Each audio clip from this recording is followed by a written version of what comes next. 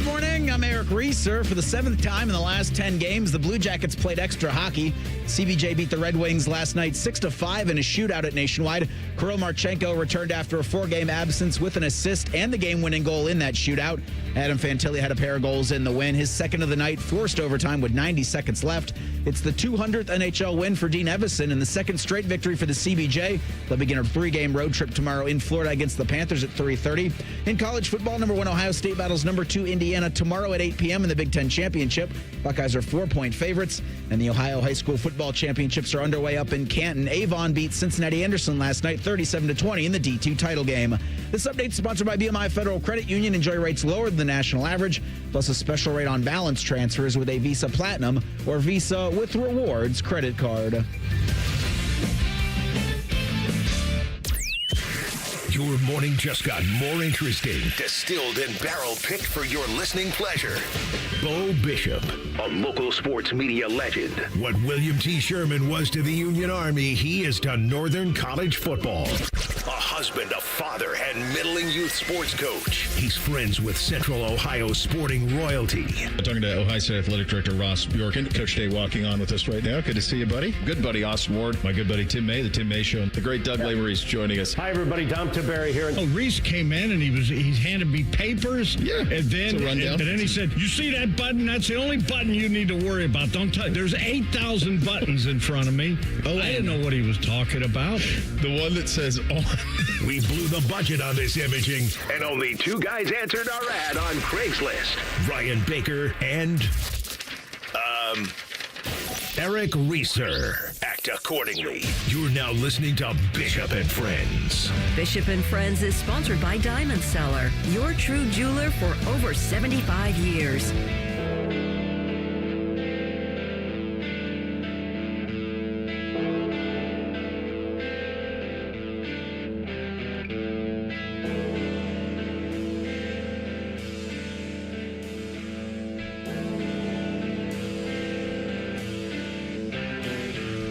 Oh, baby, let's do it live on a championship edition of the program. Bo, the boys with you for the next 3. Rhyme time in for Bake. Bake will join at 9:45 from the OHSAA State Championships up in Stark County.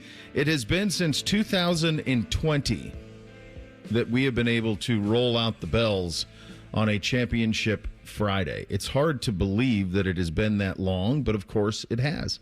And so when you hear conversation about what this Big Ten championship means, it means a great many things. If you go back to the way that we talked about this team in July and early August, the 2 things that we said were most important, and Reese, you had them right out of the gates, were beat Michigan, win the Big Ten. It was something we hadn't done since 2020, Michigan since 2019, of course, because they bailed in the COVID year.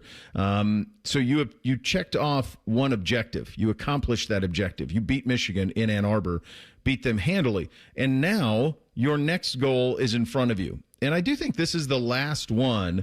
We get greedy, right? We get greedy. But nobody back in July and August was saying if they don't win the national championship, the season's a failure. Ryan said it. Ryan said if I don't win every game, then it's a failure. Like, that's the idea, that kind of his mindset since he's been here. But around here, most of us said, hey, beat Michigan, win the Big Ten, get to the national semifinal. That feels like a successful season. You're not entitled to win a national championship every single year. But I think what's happened is this team has so wildly outplayed even their wildest expectations. They're so much better than we thought that they would be. Replacing 8 starters on defense, and now they have the best defense, among the best defenses in the history of college football. A redshirt freshman quarterback. Well, how would that look? Boy, it'd be nice if he could be, similar to that first season Kyle McCord had, that season that Will Howard had last year. Kid could win the Heisman by the time Saturday night goes final for Julian Sayin. They've done it. They have so exceeded even the wildest expectations to this point. But now there's a next box that needs to be checked. And I promise you this, it means a great deal to everybody straight up 315 at the Woody Hayes. It means a great deal to those coaches, to the folks at the university. It means a great deal to the fans. And if you think it doesn't, just imagine if you lost it, how you'd feel Saturday night. Because I promise you it would not go well. And if you're looking for someone who really cares about it, look no further than your neighbors to the west. Because I would argue that this is the biggest game that Indiana football has ever played. The ticket price demand on this in the secondary market would buttress that point. $600-$700 just to get in the door for this one. This is going to be the rare instance, I think it's in play, the rare instance where Ohio State is not playing a home game against the Hoosiers. And I mean that when we go to Bloomington, too. Anytime I've ever been over there for football, it's a Buckeye Pro crowd. It's very possible that tomorrow night in Lucas Oil, it will be pro Hoosiers. Very possible.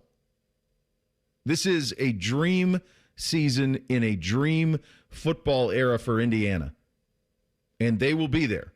And they're legit. And if you were questioning their legitimacy because you can't get past the interlocking IU and you can't get past the interlocking, you can't get past the history of Indiana football, and you can't get past the fact that they haven't won a Big Ten since 1967, I would encourage you to just look at the line for this. I think if you look at the line for this, you see all of the respect that you need to see about Indiana. It's 4. It's 4. It started 5.5. It's all the way down to 4. We'll see if it changes by the time we pick at the end of the show, but that's where it stands. How many teams in the country, I would ask you this, how many teams in the country do you think would be favored by, would be underdogs by just 4 against Ohio State? Georgia, Bama, maybe Oregon, maybe Texas Tech? Maybe. Is it 3 or 4 teams? Not many. No. So if you think you're not going to get a challenge because you're looking at Indiana's history and you're looking at your logo and you can't get past it, I promise you, you're going to. You're going to. And if you're looking for proof of that, just look at what the folks in Vegas did with this line, Reese. Well, I just think that for this entire season, Ohio State's approach has been so business-like week to week, even in a highly emotional game against Michigan where I wouldn't have been able to blame any of those players for clapping back or, pushing back or striking back at Michigan for just how early and often they were trying to provoke Ohio State. I mean, these are 18, 19, 20-year-olds. This is a highly emotional sport. This is a highly emotional spot that they're put in. There's no more pressure in almost football than Ohio State and Michigan, than playing at Ohio State, than having a number 1 next to your name when you are Ohio State, an unblemished record. But I don't see, and I don't think we'll see tomorrow the Buckeyes taking the Hoosiers lightly at all. Like, I do think what people, when they say this game doesn't mean anything, look to the final goal for Ohio State every season, and that's win the national championship. And no, loser tomorrow is not really deterred much from their quest at a national championship. But those coaches, like you said, the players in the building want to win this Big Ten championship so bad. And they want to build off of that momentum last week from that highly emotional, very cathartic win against Michigan that I don't see anything other than what we've seen from this team throughout the season. And that's very businesslike, and that's doing your job, and the way they do it at such a high level gives you maybe some confidence for a teaser for later in the show that they might cover that for. The crowd that is saying that this game doesn't mean a lot really bothers me because there's a 1 and a 2 next to both of these programs' names. Like, that has some significant meaning. You look at any other time that we've gotten that. I mean, I know it's not your typical, like we had the game of the century in 2006. It's Ohio State, Indiana. It might not be like an Alabama, Georgia, but it's still 1 versus 2. They've been the best 2 programs all season. This is going to be an awesome game. The only reason it's not, it's because of who Indiana is. It's who they've been. Exactly. Yep. Not who they are. This is not who they are night anymore. And day. This is not that program. This team went to Eugene, Oregon, and beat a team that, if I'm going to give you a list of teams that I think can go toe-to-toe to Ohio State in the college football playoff, I think there's like 3 or 4. Oregon's on the list.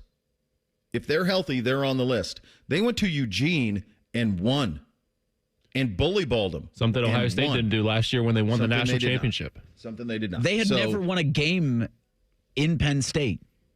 And I know this was a down year for the Nittany Lions. Talent was there. But you've done something historic back-to-back seasons for Indiana. You're 12-0 for the first time all time. I don't remember a time that maybe once or twice has the Big Ten been decided in the championship game by 2 teams that have perfect records. Maybe once. Oh, I don't think that's ever happened. This is the first time. Always played. No. You've never had number 1 versus number 2. You never had 2 undefeated. I'm teams sure in the Big Ten it's never been number 1, number 2 because you've had so much Iowa and Northwestern. Right, the Big Ten West. The best chance you probably had at this was in 2020 Oh, no. We played Northwestern, didn't we? That was Northwestern. Yeah. So, no, you've never had this. And I just think it just comes down to a little bit of ignorance and laziness nationally when it comes to the brand of Indiana. I just think you see that name and you just don't take them seriously, but you should. Because every week they show up and they beat the team that they are supposed to play, and in most instances they cover. Most instances they hammer the other team. And if all of that wasn't enough to pique your interest, perhaps the Heisman Trophy is at stake Saturday night in Indianapolis. Oh, yeah, that. There's that. Because that thing is out there. And so these are some of the things we're going to talk about throughout the next 3 hours as we get you set for this Big Ten championship game. It is college football championship weekend. There are massive stakes in terms of who gets in and who doesn't. There are crazy things happening around the sport in terms of, we had this story yesterday, Vanderbilt trying to get a 13th game. I mean, everyone's trying to get one more data point to try to impress anybody. You've done it, kids. The seasons are over, but there will be massive stakes for some of the winners and losers of championship weekend, and we will get you set for that. Last thing I will tell you on this, if you're one of those folks out there who says this game doesn't matter, just imagine if you lose it. And tell me what your attitude will be like Saturday night into Sunday morning and all the way into Monday. Just imagine if you lose it. It's nothing I want to think about, but if you're one of those folks who's out there saying that, just wrap your head around that, and I'm guessing you're going to readjust. It's going to be a fun one. It's going to be a fun final weekend of the regular season-ish in college football. As I mentioned, we will get you set for it. We had a fun night last night at the rink. We'll get into that. We'll get into some Big Ten hardware that was picked up by some Buckeyes. And Thursday night football, the Lions showed a lot of life in this one. And perhaps a new leader in the clubhouse at Penn State. Off and running on a Football Friday. Bishop and Friends right here on The Fan. We're known for three things: games, conversation, and common man yelling about things only he cares about. The Fan, Ohio's sports destination. Holiday gifting is always a good deal better at Meijer. Get 20% off select Lego, Barbie and Disney princess dolls, and board and card games like Uno, Jenga, and Monopoly. Plus, spend $100 or more in-store December 3rd through the 9th, and you'll receive a $10 coupon at checkout. Redeem on gifts, groceries, holiday decor. It's up to you. Saving money on great gifts and walking away with the $10 coupon? That's the gift-giving good life at Meijer. Exclusions apply. See all deals in the Meijer app. When you're building a nursery school, elementary school, charter school, high school, vocational school, or jiu-jitsu school, lean on green. Sunbelt Rentals. With the largest rental fleet and most rental locations in Columbus, you can count on us to get you the right equipment at the right price right now. No matter what you got going in or going up. All powered by people. For equipment know-how, support, transport, and training. No wonder the Columbus builders who are building Columbus lean on green. Sunbelt Rentals. Learn more at sunbeltrentals.com. Hey, it's Bobby Carpenter. Every day, it's there. Matter of fact, it's the most predictable thing in your life, unfortunately. I'm talking about that chronic pain from whatever joint, the knees, the hips, the back, shoulders. But tomorrow you could wake up and it could all be gone. Some cases within a day because of a breakthrough treatment called stem wave therapy. Physicians in Europe, they were using it 20 years ago. Finally, it's here in the U.S., and there's a huge demand for it because patients can get relief from that acute pain, and now they're spreading the word. Here's the best detail about it. The device, it's both diagnostic and therapeutic. It helps Dr. Tesner and his medical team at QC find the problem and trigger your body's natural healing response. StemWave uses the same technology as lipotripsy. The sound waves penetrate deep in, spark blood flow at a cellular level. You're wondering if it's a good solution for your pain? QC Kinetics is making it easy. Your first stem wave treatment is only $49.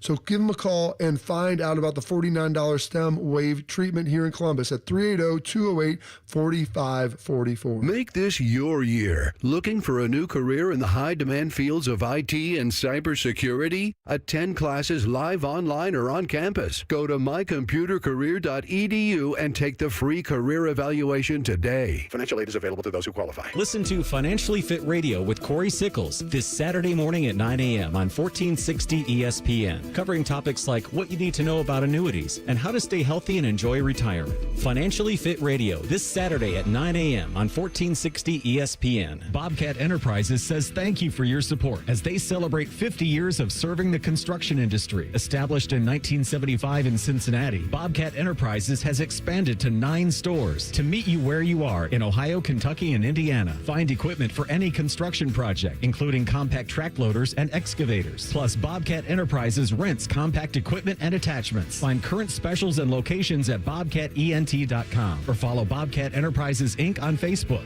Bobcat Enterprises, 50 years working for you.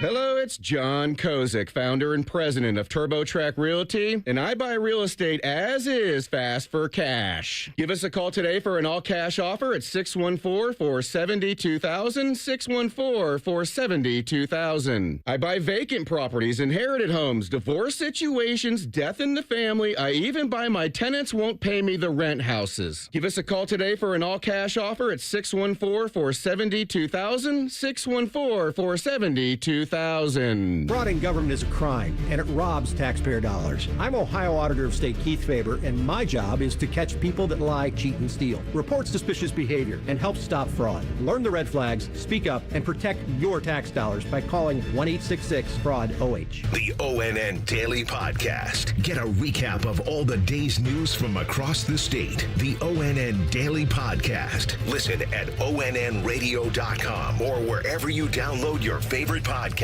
from the Ohio News Network.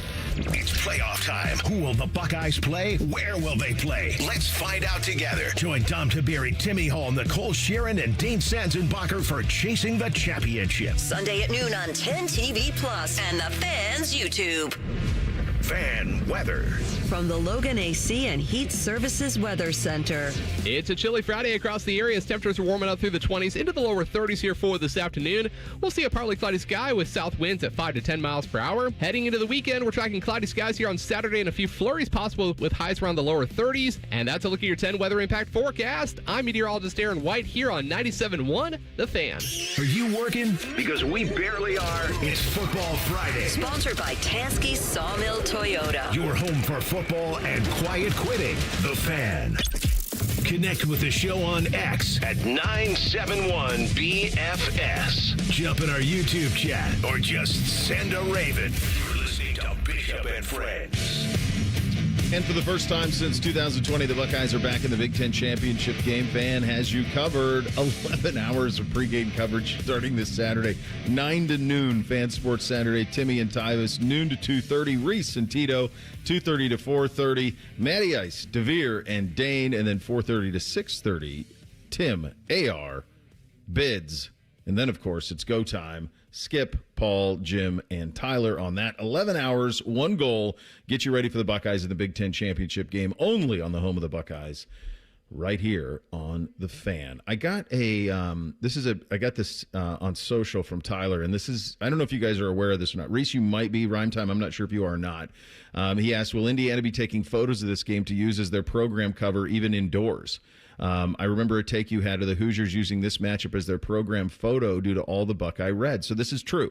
So for the longest time, when Indiana would take like the aerial shot in the old days, when you get like a hardcover media guide, they would use when Ohio State played at Indiana for the photo because it was the only time that the stadium was full and it was all red. So it made it seem like this is a 100% true fact. They always did it when they were playing Ohio State. So, yes, I think it's a play that they could do that again. But that program is not this one, not by a damn stretch. And if you're looking for more proof of that, the Indiana quarterback is the All-Big Ten first-team quarterback. That's right, Fernando Mendoza picking up the honors. He wins the Offensive Player of the Year. He's the first-team All-Big Ten quarterback. Buckeyes represented on the first team, Jeremiah Smith, of course. He's the Big Ten Receiver of the Year. Carnell Tate was first-team All-Big Ten as well. Max Clare, Luke Montgomery, Austin Servold, Bo Jackson, all second team. Max Clare was first team. The other three were all second team. Wouldn't it be something if Julian Sayin wins the Heisman and he isn't even first team All Big Ten? I mean, it's like play. It's like the Ohio State head coach not winning Big Ten Coach of the Year. This should have been the year that like, Ryan what more won it. do you want Ryan Day to do? It's kind of like if you play. Like sometimes in youth sports, they give out awards at the end of the season, and they give it to little teamy tryhards because the best players have already had all of their flowers. That's what Big Ten Coach of the Year is. It's Little Timmy Tryhard Award. That's why Ferentz has won it 3 times. It's like, oh my God, look what you did to overcome all these obstacles. But I think this is the own bias that I talked about earlier with Indiana. Indiana is no longer little Timmy Tryhard. Fernando Mendoza, if not the most, certainly one of the most coveted targets in the transfer portal, was for Fernando Mendoza at quarterback. He didn't go to Auburn. He didn't go to some other place that needed a quarterback. He didn't go to Tennessee. Is that where he went? He went to Indiana. Indiana got him. They got him to sign on the line, which is dotted. They are not little Indiana anymore. That's just not who they are. So, look, I'm cool with it. I think I think what they should do on this is they should wait till next week. If you're going to have a Big Ten championship game, then just wait till next week before you hand out the all Big Ten awards. You got nothing going on next week anyway. And I think it's different in the Heisman in that sense. And I think they are waiting for the Big Ten Player of the Year award, the Chicago Tribune Silver Football. Yeah. I know every year that's fluctuated, so I wonder if they're going to be waiting to see what happens Saturday. So you could have those two, one major award, one kind of like the major award, like the leg lamp was in a Christmas store. Like, oh, it's a major award. It's like, is it really? Sorry, Chicago Tribune and your silver football, but like that's what's decided in this, along with a conference championship. Yeah, and everything else. That would be number 1 seed in the playoff. Yeah, and I think you want to be the one. I would want to be the one. Is where I think that'd be a sweet spot to be. I had basketball last night, so I was not able to see the Blue Jackets game. But one thing I did take very big notice of as I was looking into it this morning and listening to you in the updates, Reese, is not only the result, a 6-5 shootout win, but the other thing that jumped out to me was who did the scoring for the Union Blue. So Adam Fantilli gets in the dust up early week in Jersey. Little juice to his game, little bounce in his step. He buries 2 yesterday. Kent Johnson, who feels like hasn't scored since the first week of the season, gets a goal. Marchie back. Okay. We were curious if that, obviously you don't want all this stuff to have to go to overtime all the time, but at the same time, you were curious if what happened in Jersey would carry over. And I think for those young guys, it seems to me like it did. I know you were watching, Reese. Yeah, I think the results from Monday trickled. I think this is a team that's going to fight most games for at least 40 of the 60 minutes. And it felt like the third period was kind of another one where, you see the Red Wings get 2. I think Van Riemsdyk had one in the second. You're like, oh, Chafee, I miss you, friend. Yeah, right. But it's still, waiting for this team to play two games of, complete 60 minutes. Last night was not that, but in the overtime period, I still would kind of think Fantilli should be out there to start, but he was out there enough, certainly, and he had the game. He had the goal that sent the game into overtime. But yeah, this is a team that's going to fight, and I think you will. I think in February, look back on points that were accumulated throughout this kind of frustrating overtime shootout streak where you didn't win, but you were getting points, and you were staying you were staying above water in the Metropolitan because you are last in the division, but you're at 31 points. Washington's the top team with 36.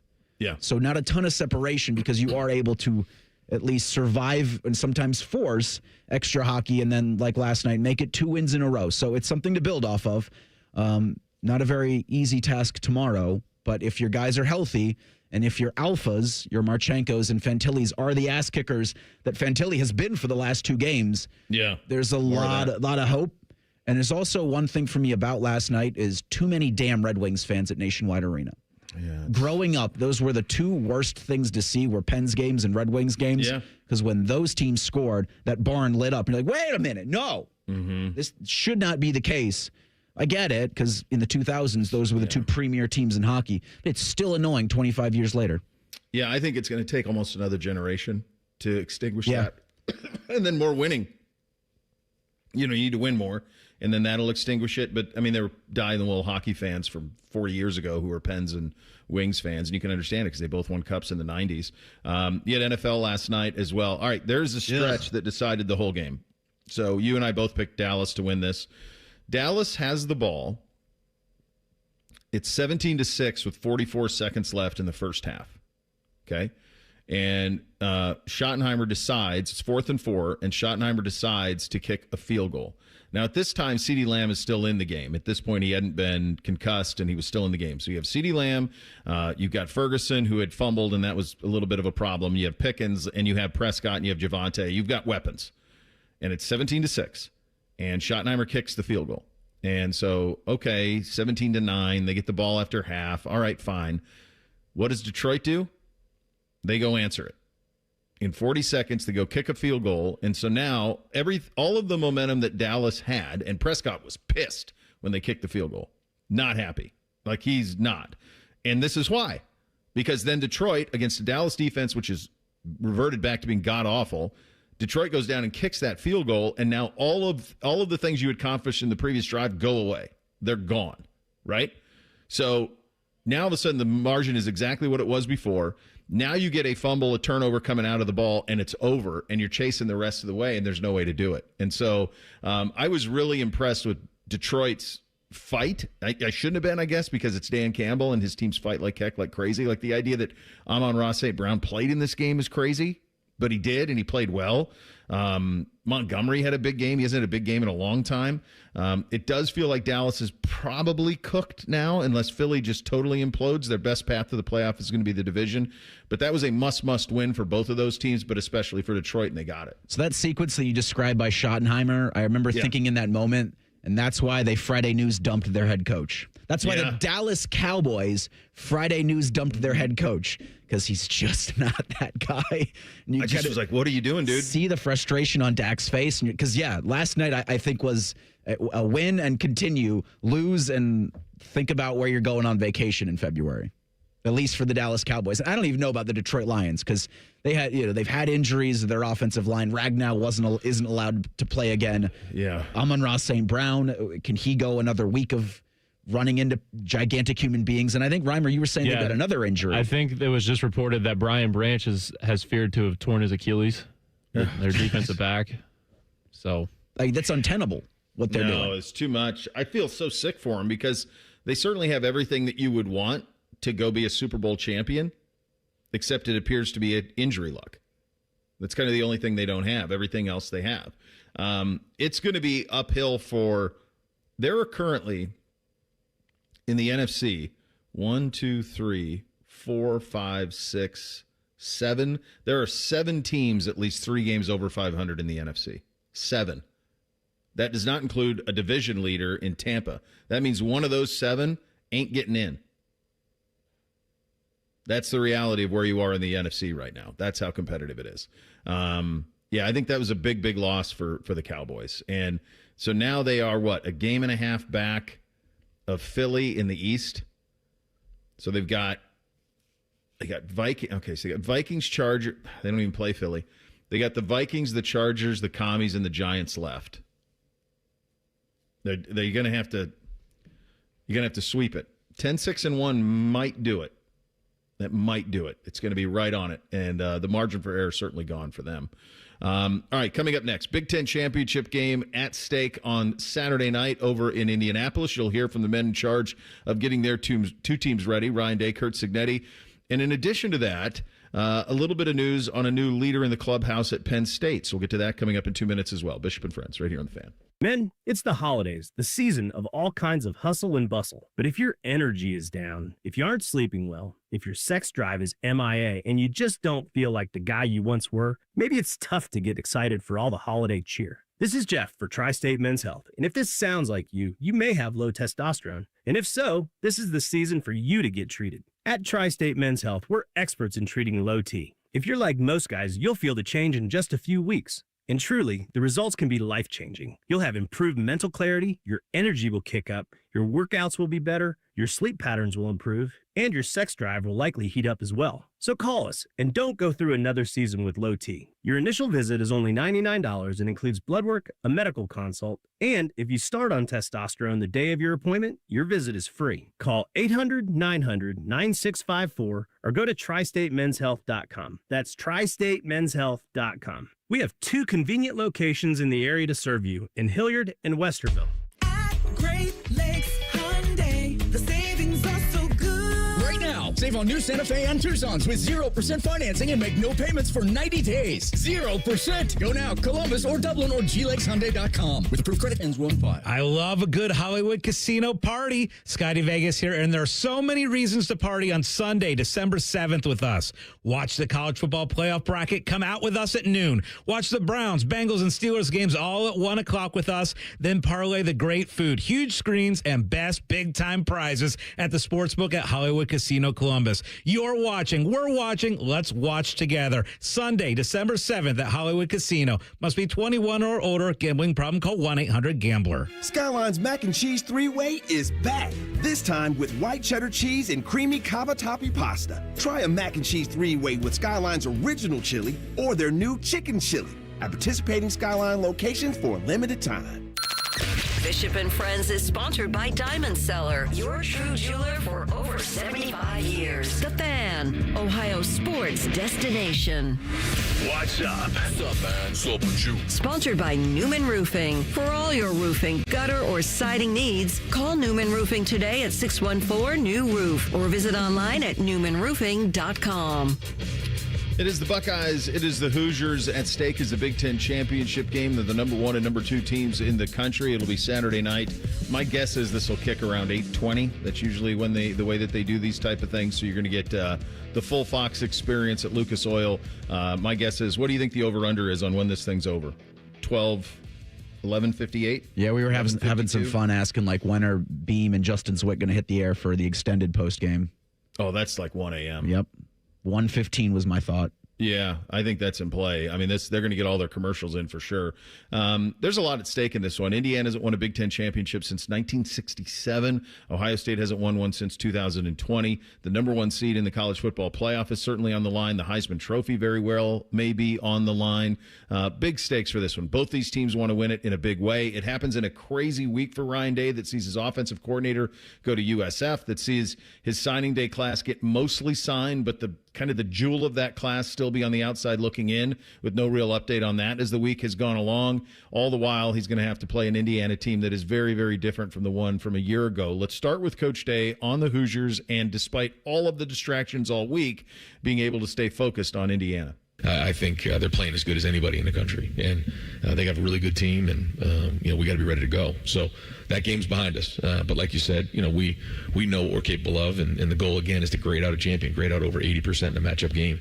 And if you're doing that part, you're doing your part in order to win the game. So there's a lot of things that can go on and get into a game like this. The atmosphere is going to be electric. It's going to be great, but we got to stay focused on doing our job and playing these games now back to back. And once that game's over with, it's over with, and we got to move on. And that's what happened on Sunday. And so I think our guys are locked into this. Different opponent, different challenge, different scheme on both sides of the ball, different style of team. So we got to be able to adapt.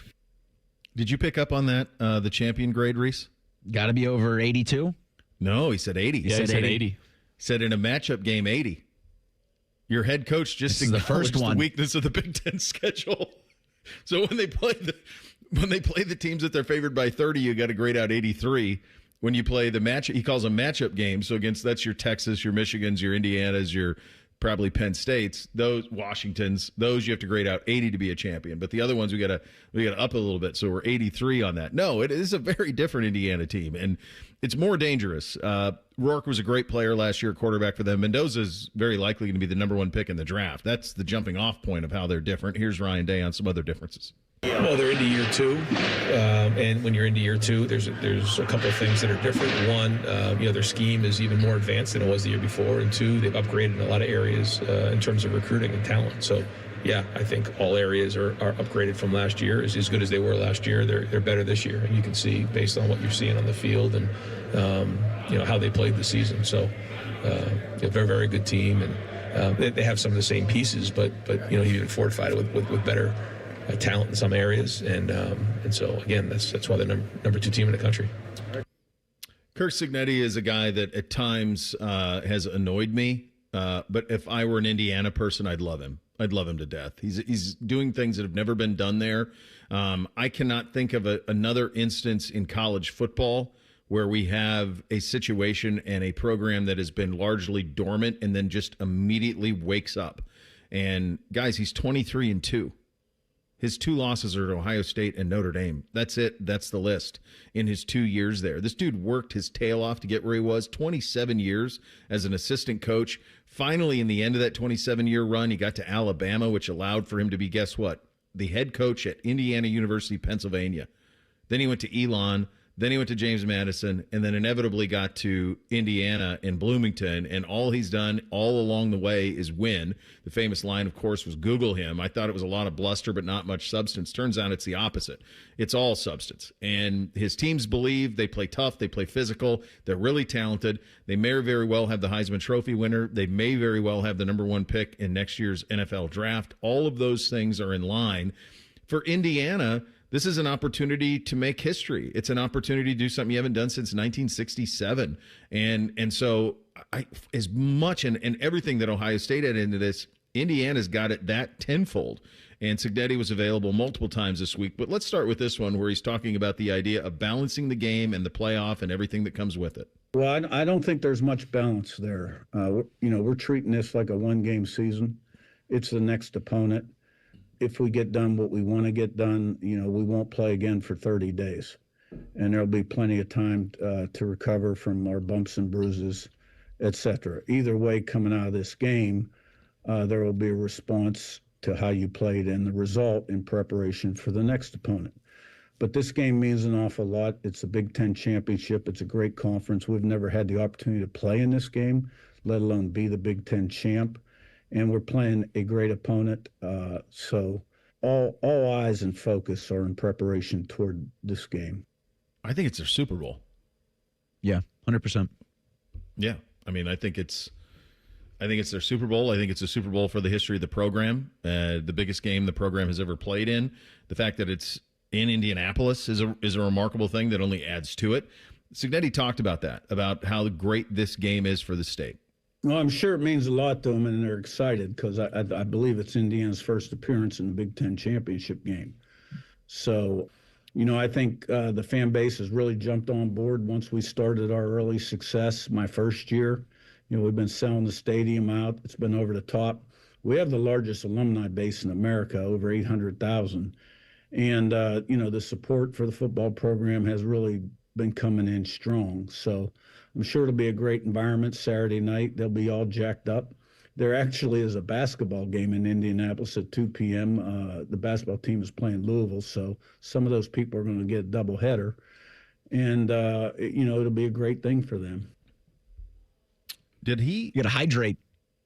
Yeah, definitely hydrate. If you're for you guys know how I feel about the whole state of Indiana. So as far as I'm concerned, don't hydrate. But in terms of, did he? Is that provable? He said biggest alumni base in America? Probably not officially. How could it be? But he said it with the confidence that it requires. I mean, I'm just doing the math. Like, what is Indiana's enrollment? I mean, like, let me just see what the enrollment is. Because, it's big, 48,000. It's a big school. Yeah, 36,000 undergrads. I mean, are they the third biggest in the Big Ten in terms of undergraduate enrollment? Minnesota is massive. Minnesota's right? massive. Obviously, Ohio State's pushing 60. Michigan State's huge, too, isn't it? You got the out west programs, too. Those aren't as big. I keep forgetting that those even exist in the Big Ten, dude. It's like I'm watching UCLA Washington at 10:30 the other night. This is a Big Ten game right here. I need a list. All right, let's see how quickly we can. All right, so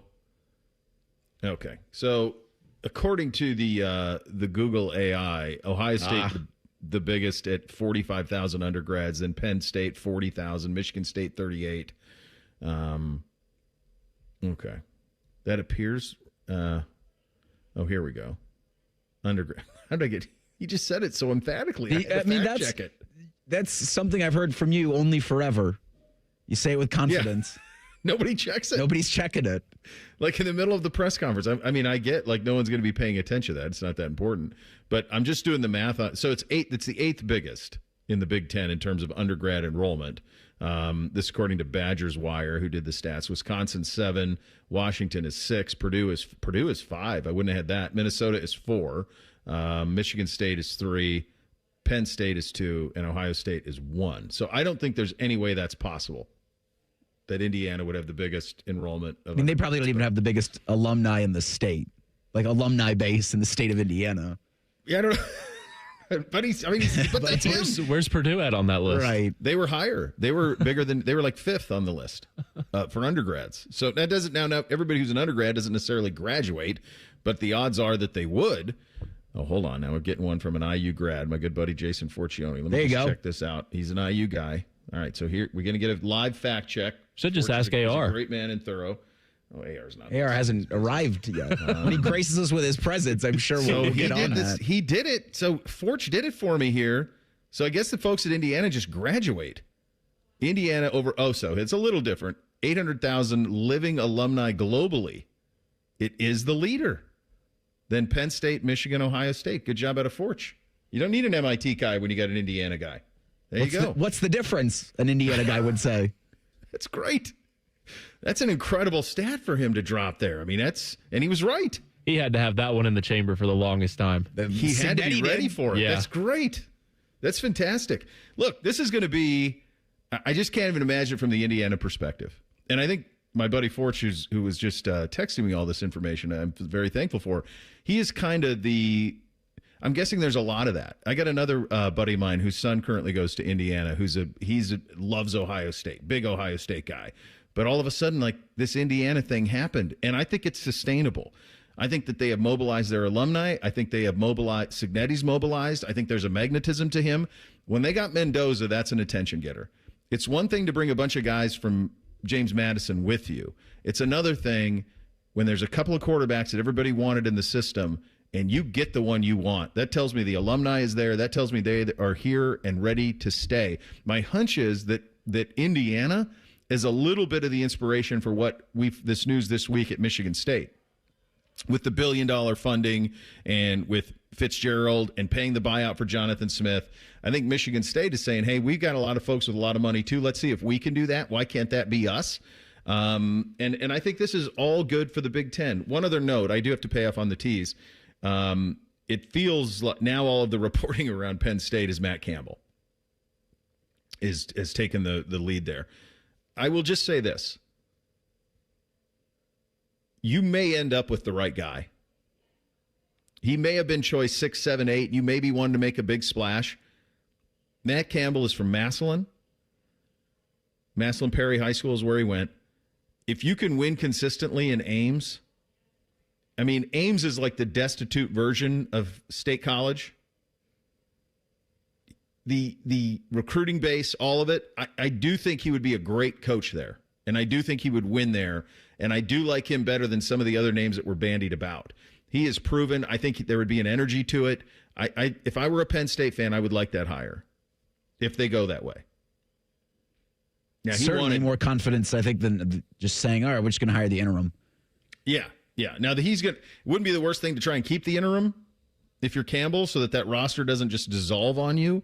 But they had 2 guys sign. So they're going to be using the portal a lot this offseason anyway. 40 portal guys. Yeah. The thing about one last thing on the Penn State situation there, if it in fact it is Campbell, they had a bunch of folks say no. That typically creates a little burr in the saddle in the alumni. So I think you could see them really lock in when it comes to NIL and transfer portal. And I do think Campbell would be a good hire there, and I think he would have success. I don't know if he'd have ultimate success, but I think he would win there, and I think at times he would certainly be better in game situations than what they've seen from James Franklin in recent years. The Ohio High School State Football Championships underway up in Stark County. Crowned a champion last night. Avon beat Toledo Central Catholic in the Division II game. A couple of Central Ohio teams trying to hang banners this weekend. Bake with a preview coming up next. Bishop and Friends right here on The Fan. A lot of hosts have been on our airways in the past 30 years. Some good, some bad, some really bad. Anyway, sorry for that. The Fan. Don't let credit hold you back. Capital Florida, Columbus, and Whitehall welcomes all credit types with open arms. Find your dream ride and get approved fast. Call 614-861-7150 or on the web at capitalfordofcolumbus.com. Get ready to play, win, and celebrate at El Dorado Sayada Downs, your ultimate Caesars Rewards destination. Earn rewards every time you play or dine with the most exciting loyalty program around. Take your pick from 1,700 hot new games, award-winning brews, and Guy Fieri's out-of-bounds 68-layer lasagna. And big news, Sayada Downs will host the prestigious Breeders' Crown in 2026, featuring 12 championship races. Feel the energy at El Dorado Sayada Downs, where Caesars Rewards never stop. Must be 21 or older to gamble. Gambling problem, call 1-800-589-9966. Visit Caesars.com/Sayada Downs for details. 'Tis the season to be hungry at Roosters. That's why for every $50 spent on Roosters gift cards, you'll receive a $10 Rooster Buck back in your stocking. May your holidays be filled with friends and family, love and laughter, and of course, Roosters Wings. Go to roosterswings.com today or drop by any Roosters location to purchase your $50 holiday gift cards and receive a $10 Rooster Buck in return. Happy holidays from all of us at Roosters. Roosters, a fun, casual joint. Hey Columbus, it's Lorenzo Stiles Jr., Ohio State student athlete. It's football season, and just like on the field, success starts with the right game plan and the right team. That's why I'm proud to team up with Monogram Homes. They're the true custom home builder, bringing precision, creativity, and attention to every detail, just like we do on Saturdays. If you're ready to build, don't settle for standard. Go custom. Go Monogram. Visit monogramhomes.net to start building today. Monogram Homes, a builder you can trust. Picture it, your holiday table, the family cooking together, the scent of golden brown bread, rosemary from roasted potatoes, and a salad so crisp it snaps. This season at Kroger, make the moments that matter possible with quality that's affordable in every aisle. Kroger, fresh for everyone.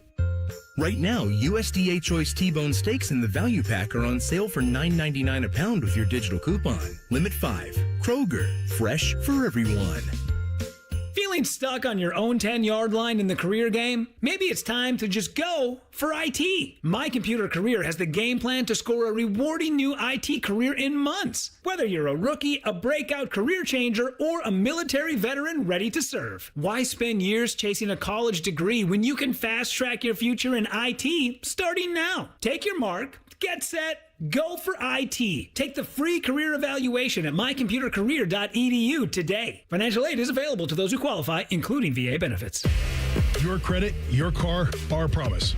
At Capital Ford of Columbus and Whitehall, we approve all credit types. Perfect, challenged, or not.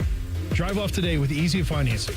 Visit today or online at capitalfordofcolumbus.com.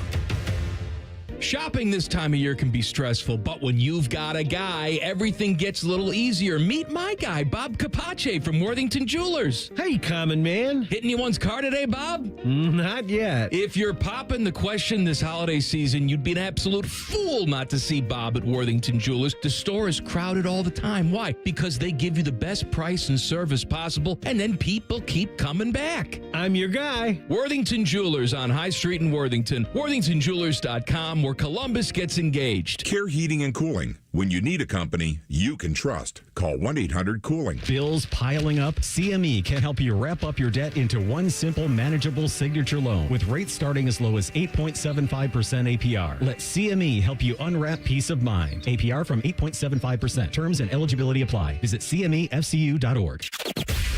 I have a special announcement. Common Man and Timmy is the most listened to radio show in the state of Ohio. Coming in at number 2, Common Sense. You should listen anyway. Weekdays from 3 to 6. The Fan. The Fan Guest Hotline is sponsored by Accurate Heating and Cooling and Bryant. Doing whatever it takes to keep you and your home comfortable. The Fan. 10 feet tall and bulletproof isn't just a saying. It's a way of life. You're listening to Bishop and Friends. All right, let's head out on that Bryant Heating and Cooling Systems Fan Guest Hotline conversation with Bake. Where are you at? How you living? Where'd you eat last night? You're in Stark County? You just ate food here. Whatever they provided for the media is what we ate last night. So no Diamond Grill, unfortunately, like last time. I mean, that's sad, Bake. That's very sad. Just what you do. I mean, come on. I mean, you got to eat appropriately in Stark County, buddy. I could have given you a list of places. All right, real quick. Before I get your take on the 2 Central Ohio teams vying for state championships, a lot of reporting that perhaps a guy from that neck of the woods up there, Matt Campbell, could be the guy at Penn State. I kind of like it for them. I think that could end up being the right guy for that job in a certain extent. So I want to get your thoughts on that. And then where are you for tomorrow night? I know it looks like you have your picks. You've made your picks even from afar. I did resent them, so I went ahead and sent them back. The Matt Campbell hire is blah to me. I think if Campbell was really that guy, he would have had a job by now. He's always rumored, but he never gets one. And I don't think Penn State will be any better off with Matt Campbell than they were with James Franklin. If that was your hire, I would have just kept James Franklin. Tomorrow night, I'm really not worried about this game for the Buckeyes at all. I saw Penn State physically be able to handle Indiana. I think Ohio State will be the same. I'm very confident in tomorrow night for the Buckeyes. I may have even bumped the spread up to like 9.5. I'm so confident. Very good. How confident should Central Ohio sports fans and football fans be about the two teams going for state championships this weekend up at Stark County? You got Watterson, of course. You have Orange as well. What's your read on those two games? Well, this Watterson-Toledo Central Catholic game is so good. It's the third straight year these two teams are going to play for a state championship. 2 years ago, Toledo Central Catholic beat Watterson 26-7, but that game really kind of changed on two special teams plays. I feel like it was a closer game than that. Watterson gets the 19-14 win last season.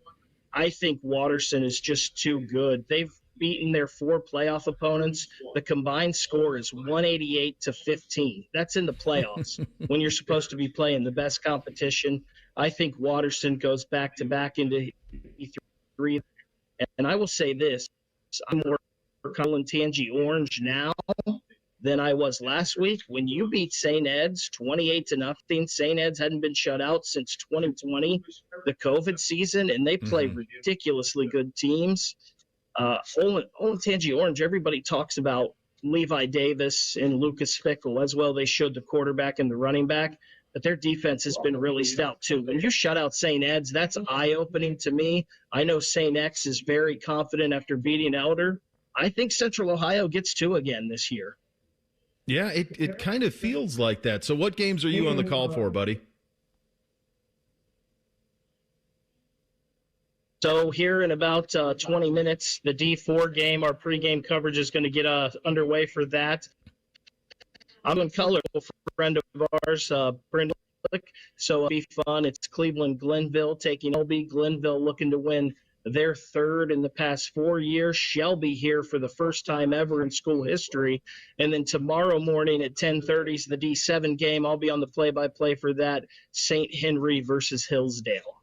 Oh, that's fun. And so the Division I game is tonight. So just so you guys can understand, Xavier, St. X, and Orange are tonight. That's the 7:30 game up there. And then this afternoon is kind of the other kind of headliner with Toledo Central Catholic and Watterson. That game is a 3:00 kick. They crowned the Division II champs last night. Avon, back-to-back state championships, an undefeated season for them, and one of the most difficult runs to a state title that I can remember in Division II from what Avon did in their run through it. So this is always one of our favorite weekends. Buddy, at one point, get a steak. Can I get you one steak? I'll give you a list of places within a wedge from where you're at. We will do what we can, but we got 3. We got 3 games today, 3 games tomorrow. There's not a lot of time, but I'll do what I can. You get it, dude. You're a grown man. You're a grown man. Get yourself a nice meal. I'll take care of you. We're gonna get you sorted out. Good talking to you, buddy. All right. There he goes. Reese, Thanks, guys. Enjoy the rest of the day. Don't let Reimer take my job. Well, I'll tell you what. If you could continue to have connections like that, Reimer might just take it. I mean, I'm hearing every other word out of you. You're from the surface of Pluto. You can't even. It's enough. Yeah, these interwebs. The interwebs. So Reese, what happened there? We're good. That's Rhymes. We're good. I don't want to. He's like a second FBI. What happened there with Bake? I think it's just a connection up there that's like it's a delayed answer for him. Like I'm hearing every word out of Bake on this thing. But we've got the video. We've got it. There you go. Look, it's a fun one. I love that weekend up there. I did the desk work for those games for a lot of years when I was at O&N and covered those games. And when I was doing it, they would split it. So it'd be half at Paul Brown and Massillon and half at Fawcett. Now I guess it's Benson. If you haven't been up there to the Pro Football Hall of Fame and all of it, and this weekend's awesome for it, like to go through the hall and to see these kids going for state championships. And as I mentioned, already crowned one last night, and then a bunch more, 3 more being crowned today, 3 more tomorrow. Pretty cool. The Division 5 game gets the Saturday night primetime slot. That's Wheelersburg and Liberty Center playing in that game. Again, for us, the night game tonight will be the Division 1 state championship game. That's St. X against Orange. That is a 7:30 kick. And then the Division 3 state championship game, Central Catholic out of Toledo against Watterson. That is a 3 o'clock kick from up in Canton. Coming up next, we go behind enemy lines on this Indiana Hoosiers and how sustainable it is. Jake Goins, host of Locked On Hoosiers, going to join us coming up next. Tim May at 10:30. Bishop and Friends right here on The Fan. The radio couldn't contain us, so we've taken over YouTube. Catch Morning Juice weekday mornings at 6 by searching 971 The Fan. Do it. Dormar, you're kind of hero. When your furnace or air conditioner is broke, we come out that same day. Dormar, home the Tin Man. Do you suffer from leg pain, leg swelling, varicose veins, or leg ulcers? Dr. Barry Zeta and Dr. Joseph Senta at Ohio Vein and Vascular Polaris are pioneers in the vein and vascular field. Dr. Zeta and Dr. Senta can perform minimally invasive procedures that will get you back on track to a pain-free life. Stop living with leg pain and start the process to healthy living with a free healthy leg screening. Go to loveyourveins.com or call 614-426-VEIN. That's 614-426-VEIN or loveyourveins.com. Hey Columbus, Retail Rush is celebrating our grand opening. Designed with you in mind, Retail Rush offers great deals on name brand products at up to 90% off retail prices with fast, easy pickup that fits your schedule. Bid on great deals at Retail Rush for products like home decor, lawn equipment, and much more. Sign up now at retailrush.com, start browsing, and bid now. Retail Rush. Deals made easy. Bid now at retailrush.com. Bobby Carpenter here for Germain Toyota. Swing by Germain Toyota and ask for Marcello and discover unbeatable deals and a wide selection of new and certified pre-owned Toyota vehicles.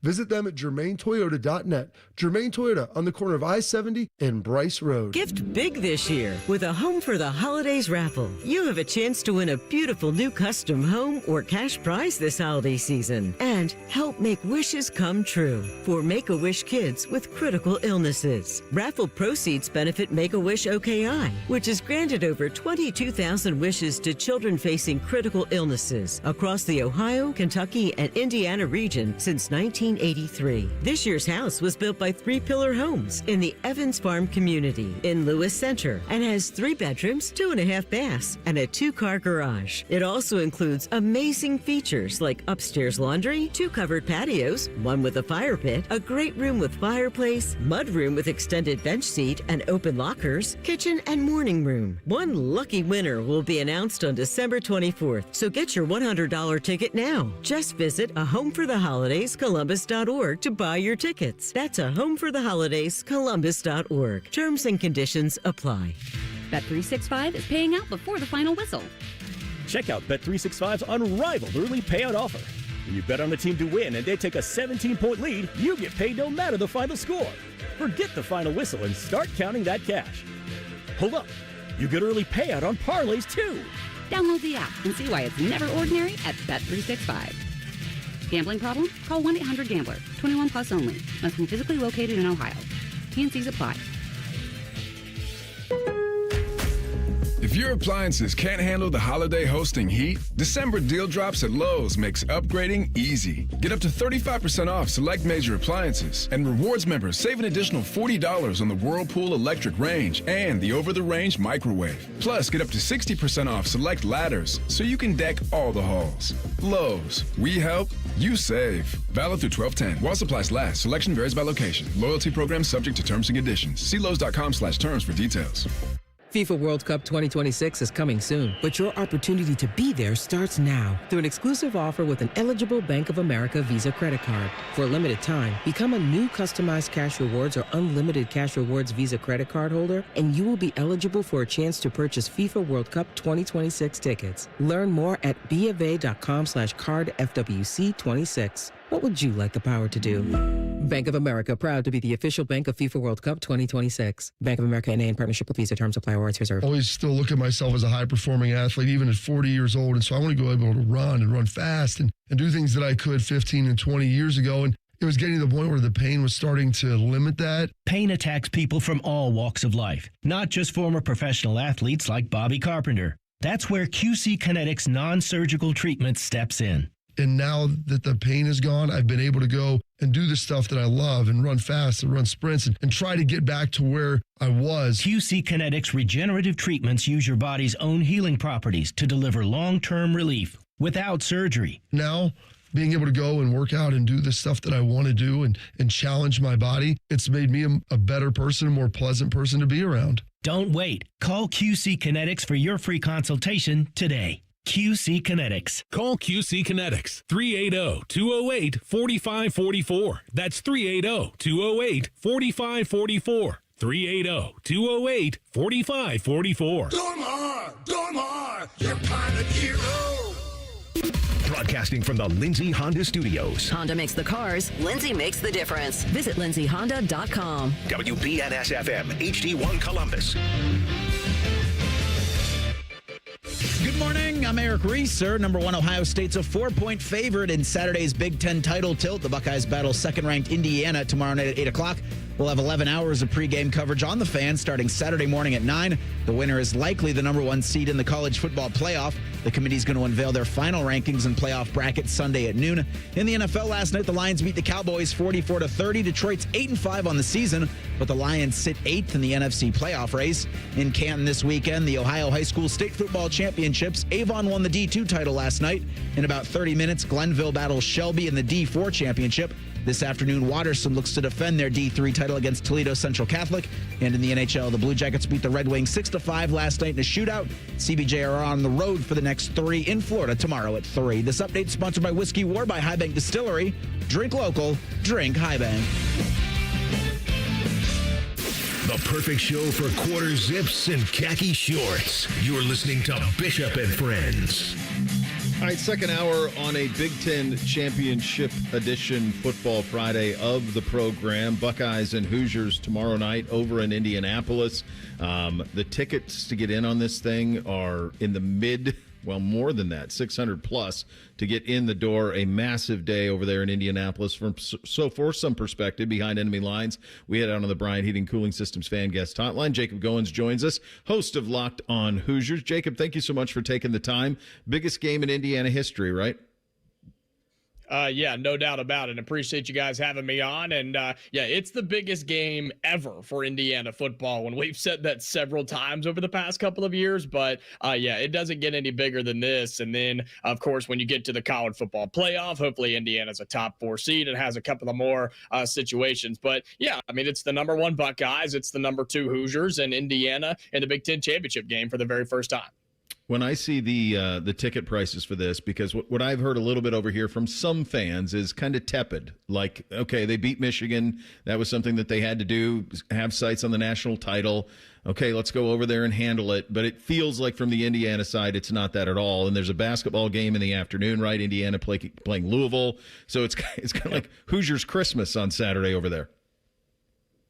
Yeah, it should be awesome. And I'm hoping that all kind of bleeds together, right? I mean, you mentioned it, Indiana. Unfortunately, the Hoosiers basketball team coming off I called it embarrassing loss against Minnesota on the road in the Big Ten opener this week because Minnesota is just not a good basketball team. But they are playing Louisville Saturday afternoon over in Indianapolis, and then of course across town in Lucas Oil for the Big Ten championship game. And so I hope a ton of Indiana fans are there. It's obviously in our states. You would expect a ton of fans to be there for IU, but here's the thing. I'm not telling you guys anything you don't know or your listeners. Ohio State fans travel better than just about any fan base in the country, especially to this game in particular. So yes, they do. I think it'll be pretty close to 50-50. And if that's the case, I think it's anybody's ball game. So it should be a phenomenal atmosphere.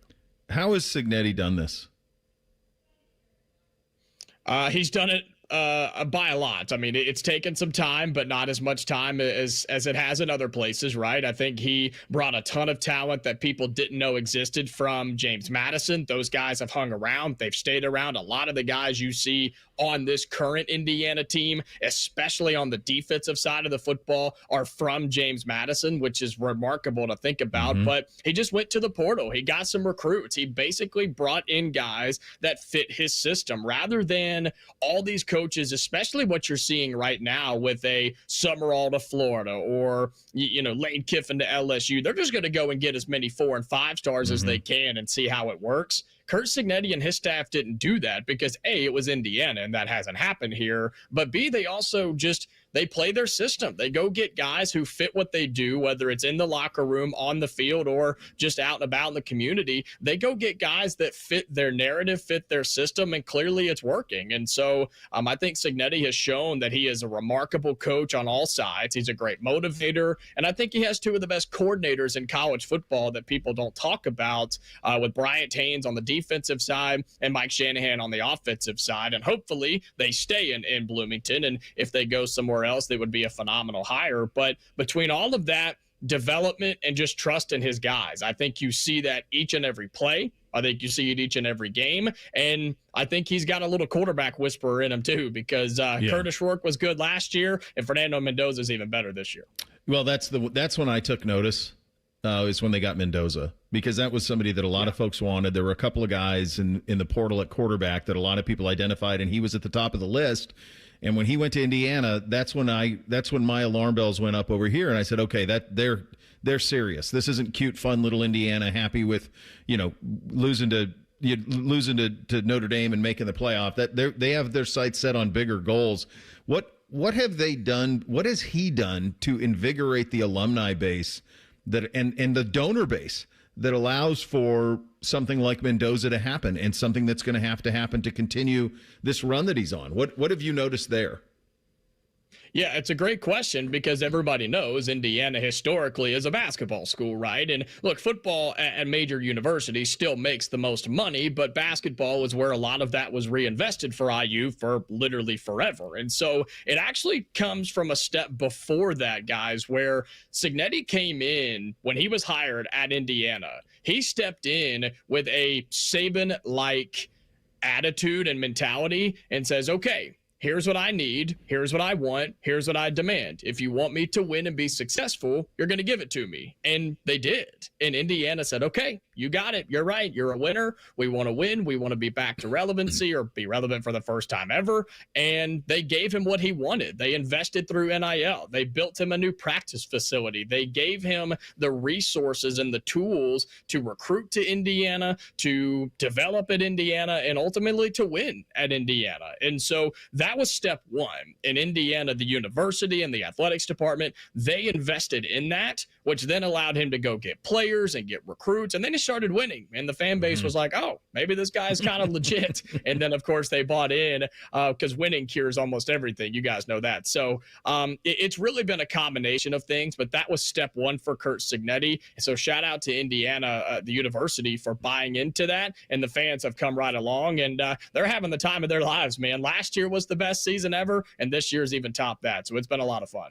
Talking to Jacob Goins, host of Locked On Hoosiers. Yeah, I mean, I was telling folks around here, and I've defended. I think that a lot of it nationally is just people aren't used to Indiana, because this has never happened. You've never had anybody come into a program that historically hasn't been a winner and make them a winner overnight. But this is what I keep telling Buckeye fans around here.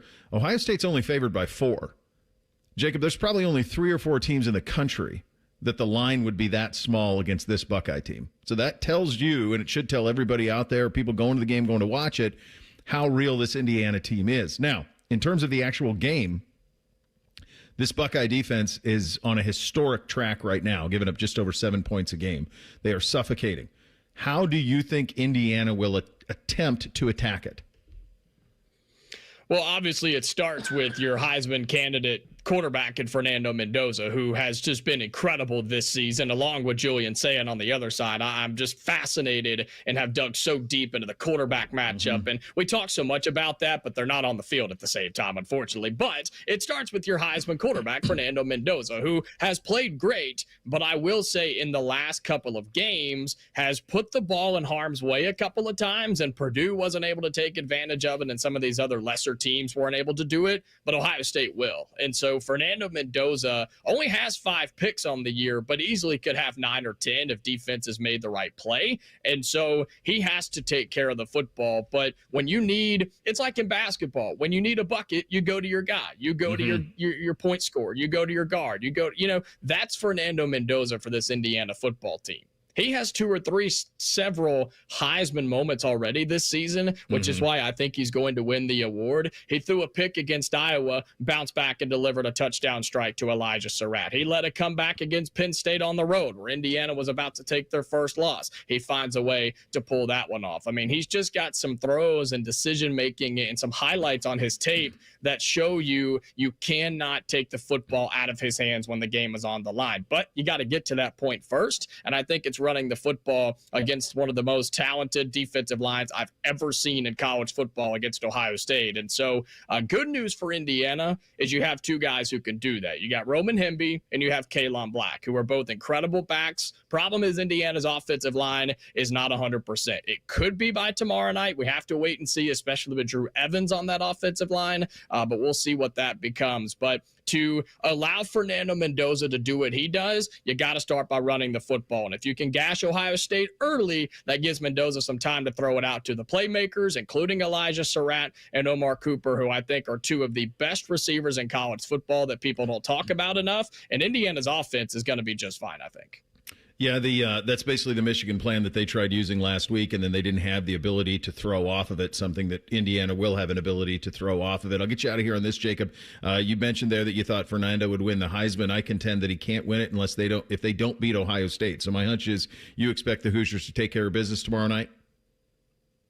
I do. I have Indiana winning 31-28. And shocker, I know the guy that does the Indiana podcast picks Indiana to win the football game. But I really do believe that Indiana has what it takes to take down the Buckeyes. You said it. There's a reason this is a 4-point spread, 4.5, wherever you look and whatever time you look. I mean, this has gone all over the place. Indiana's a good football team, but Ohio State is even better at times. But I think the Hoosiers have what it takes to overcome that, make a couple of plays, maybe force Ohio State to play uncomfortable, which they haven't had to do all that much this season. And it starts with defense. It starts with running the football. And Kirk Signetti is one of the best coaches in the country for a reason. So I think it's going to be an incredible game. I expect it to come down to the wire, but I have Indiana 31-28 to win the Big Ten championship game, Fernando Mendoza to win the Heisman Trophy, and then the Hoosiers to be the number 1 seed in the college football playoff. It's amazing how far we've come that you can say that's where we are. That's where that program got in such short order. Good talking to you, buddy.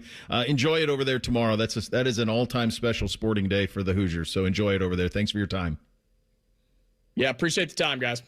All right, there he goes. Jacob Goins, host of Locked On Hoosiers on the Bryant Heating and Cooling Systems fan guest hotline. You get the Big Ten championship. You have college football championship weekend. The college football playoff field is going to be affected by this in great, great order. We'll get into how we think it could go coming up next. Bishop and Friends, right here on The Fan.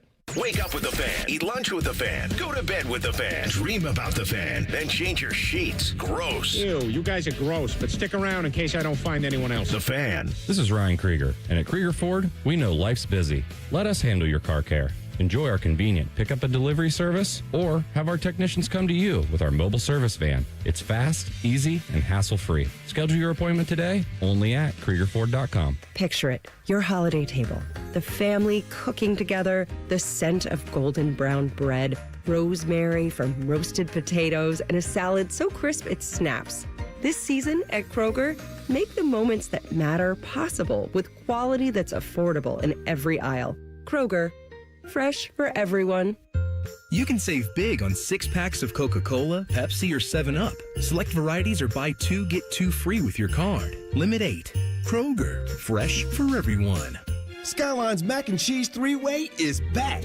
This time with white cheddar cheese and creamy cavatappi pasta. Try a Mac and Cheese 3-Way with Skyline's original chili or their new chicken chili at participating Skyline locations for a limited time. Call the folks at Buckeye, night or day. Hi, this is Max with Buckeye Heating, Cooling, and Plumbing. We want to wish the community, our clients, and our team a Merry Christmas and Happy Holidays. We're incredibly thankful to serve such a great community with such an amazing team. It's an absolute pleasure. Thank you for being you. And when you need us, Call 614-683-9911. Call the folks at Buckeye, night or day. When it's 6 a.m. and you need a skid steer and you want to talk to an actual person about skid steers, lean on green. Sunbelt Rentals. With the largest rental fleet and hardest working equipment experts in Columbus, we can help steer you to the right skid steer at the right price right now. Tracks or wheels, diesel or gas, light, medium, or heavy duty. Plus attachments for loading, grading, digging, drilling, tilling, and trenching. No wonder the Columbus builders building Columbus lean on green. Sunbelt Rentals. Learn more at sunbeltrentals.com. Hey, what's up? It's T-Bone. The year is fast coming to an end, and maybe you have been putting off doing something you needed to do for a long time, like replace your windows. Well, it's too expensive. I'm not sure about the cost. I have got a solution for you, and you can get this done before the new year. Take advantage of Window Nation's end-of-year sale right now. They've got 50% off all window styles, plus you could get 0% interest financing for 5 years.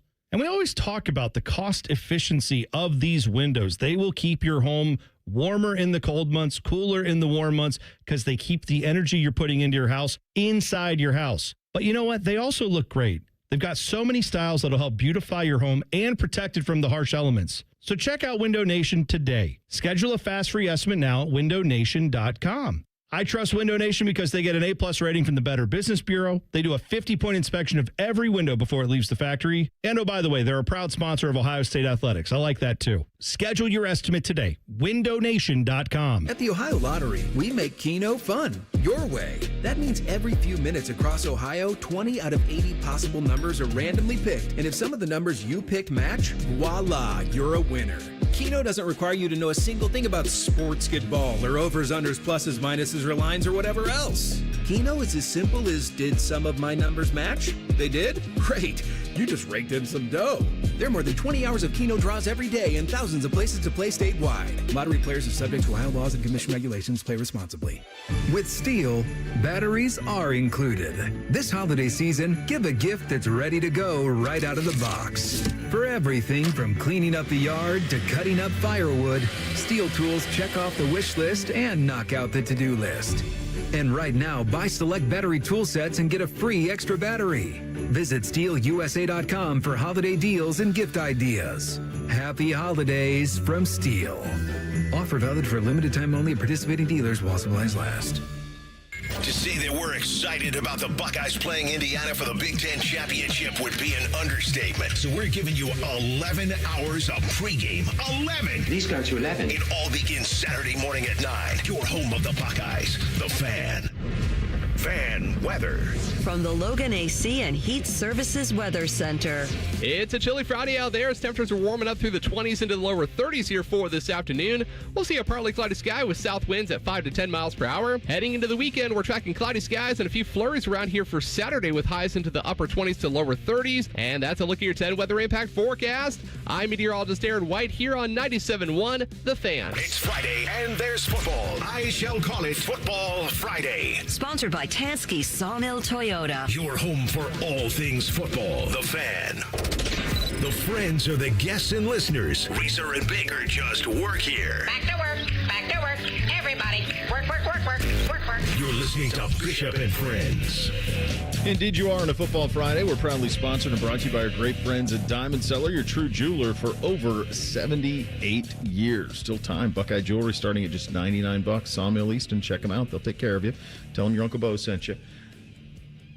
When we were talking to Jacob, and he was giving his pick there at the end, talking to Jacob Goins of Locked On Hoosiers, and he said, I expect the Hoosiers to win and Fernando Mendoza to win the Heisman, which I think would happen if Indiana won. And I expect him to do that. He covers Indiana, probably a fan. It's fan site, so you get it. just like, most people around here would pick Ohio State.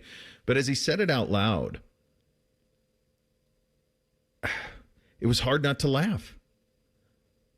And that is not to be disrespectful, not meant to be disrespectful. I'm sure it could be taken that way about what Signetti has accomplished, but that even as we talk every week about them, it's hard to wrap your mind around how good they are and how good they become and how close they are to one of the most improbable Cinderella circumstances in the history of college athletics.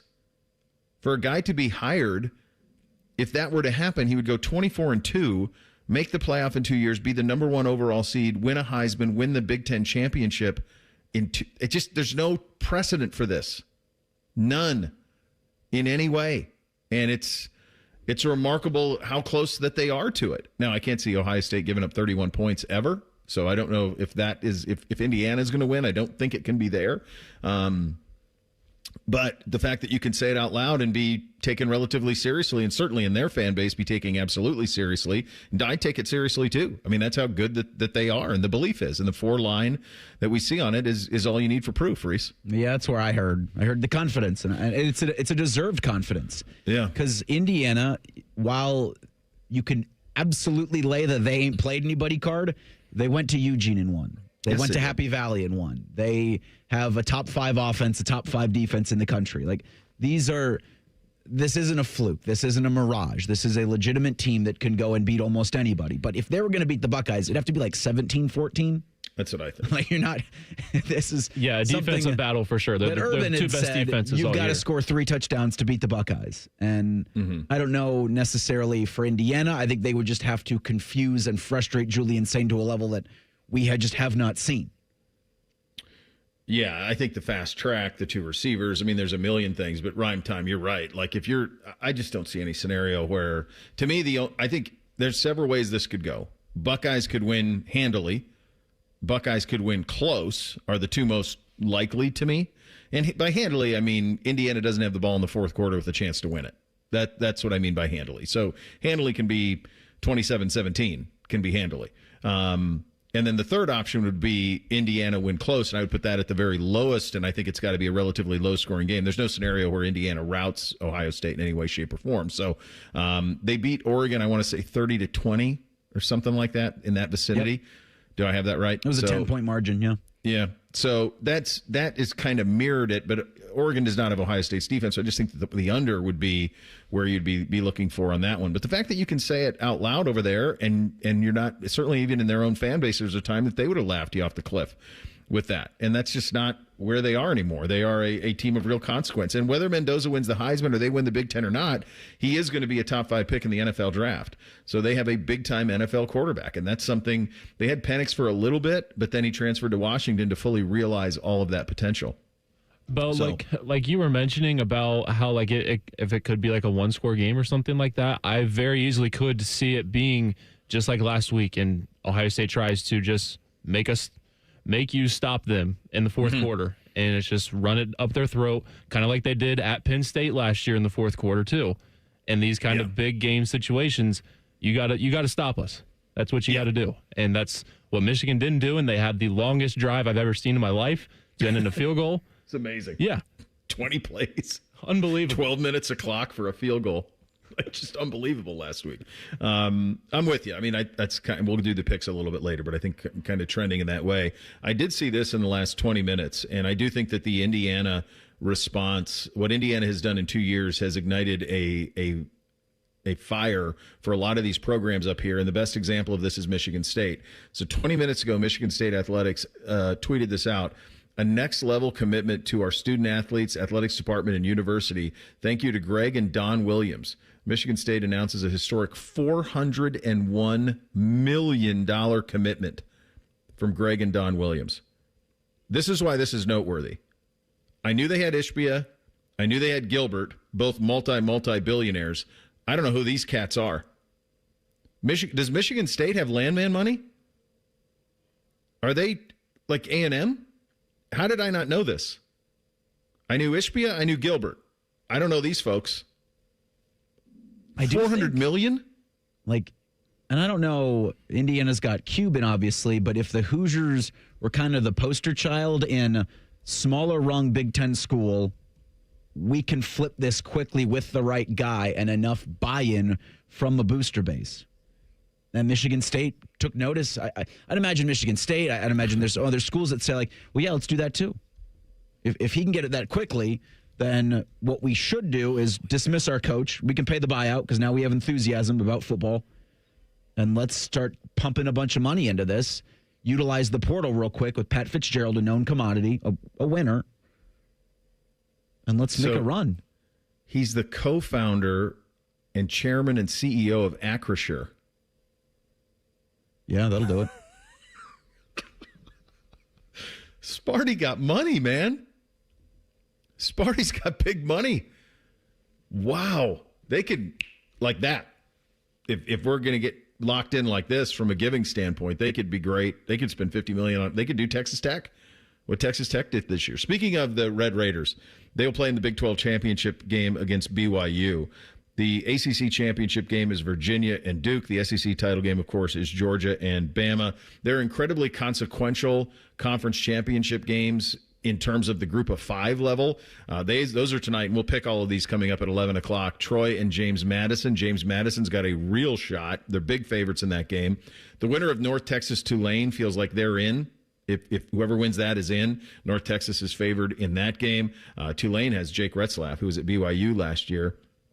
The reason that both of those games could matter is potentially if Duke were to win the ACC and beat Virginia, it's possible the ACC champ would be left out. Now, I don't think that would necessarily mean that the ACC would be left out. And this brings us to the question of the question of the day, and the one that I'm most curious about. Can you find a scenario where Notre Dame actually makes the playoff? I think they almost need chalk. And then hope. Play that out, though. Sure. And then hope that the committee doesn't value the head-to-head matchup.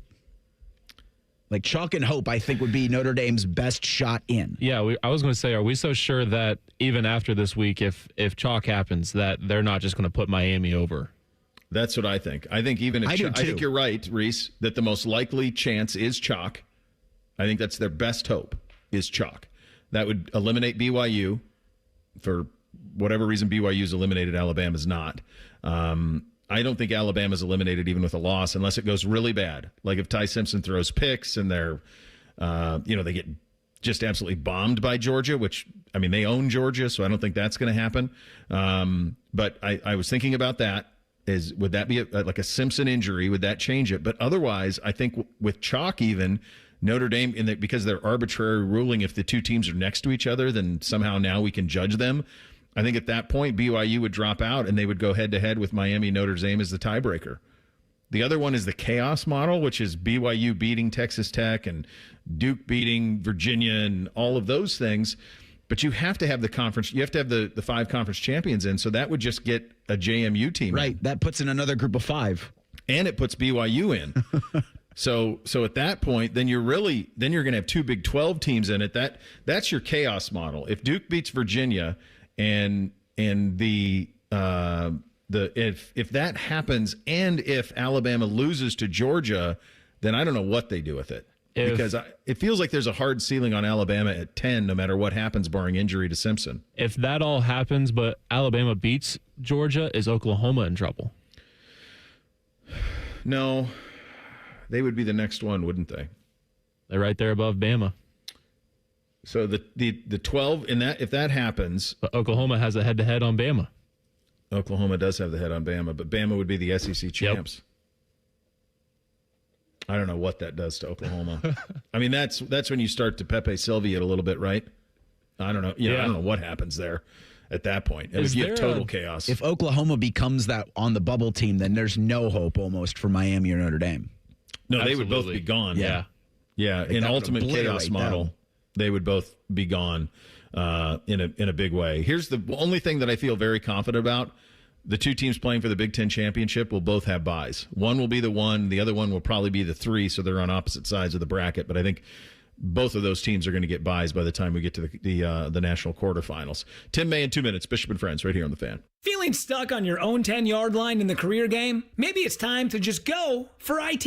My Computer Career has the game plan to score a rewarding new IT career in months. Whether you're a rookie, a breakout career changer, or a military veteran ready to serve. Why spend years chasing a college degree when you can fast-track your future in IT starting now? Take your mark, get set, go for IT. Take the free career evaluation at mycomputercareer.edu today. Financial aid is available to those who qualify, including VA benefits. Okay, Santa, pre-flight checklist time. Nice list? Check. Naughty list? Check. Meyer shopping list? Oh, Blitzens Benz. All good. I've got the Meyer app right here.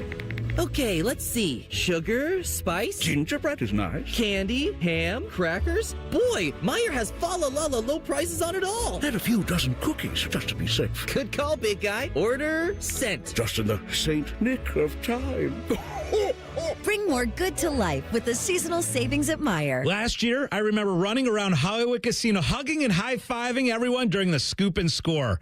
I remember dancing around the sportsbook during the Natty. I'm Scotty Vegas, and there's no place to watch a game, especially a championship game, like Hollywood Casino Columbus and the sportsbook. Let's watch together. Prizes, great food, amazing screens, a championship watch party Saturday night. Join the Fan Saturday night, starting at 8. Must be 21 or older. Gambling problem? Call 1-800-GAMBLER. Life's better with American Family Insurance because we know you love working weekends. If it means working on your dream home, both inside and out. And we're here to help protect those dreams so you can enjoy peace of mind. Save up to 40% when you bundle home and auto. American Family Insurance. Get a quote and find an agent at amfam.com. Products not available in every state. Some exclusions apply. American Family Mutual Insurance Company SI and its operating company 6000 American Parkway, Madison, Wisconsin. The Fan Guest Hotline is sponsored by Accurate Heating and Cooling and Bryant. Doing whatever it takes to keep you and your home comfortable. The Fan. When General Sherman marched through Georgia, he was listening to this show. Use your skills for good, young warrior. This is Bishop and Friends. All right, time to head out on the Bryant Heating Cooling Systems Fan Guest Hotline. Join our good buddy Tim May, who joins us every single football Friday at this time. Host of the Tim May Show with Clay Hall on FanStreamSports.com, and, of course, right here at The Fan. Are you going to do it again? Are you going to do the pregame show and then drive over? Yeah.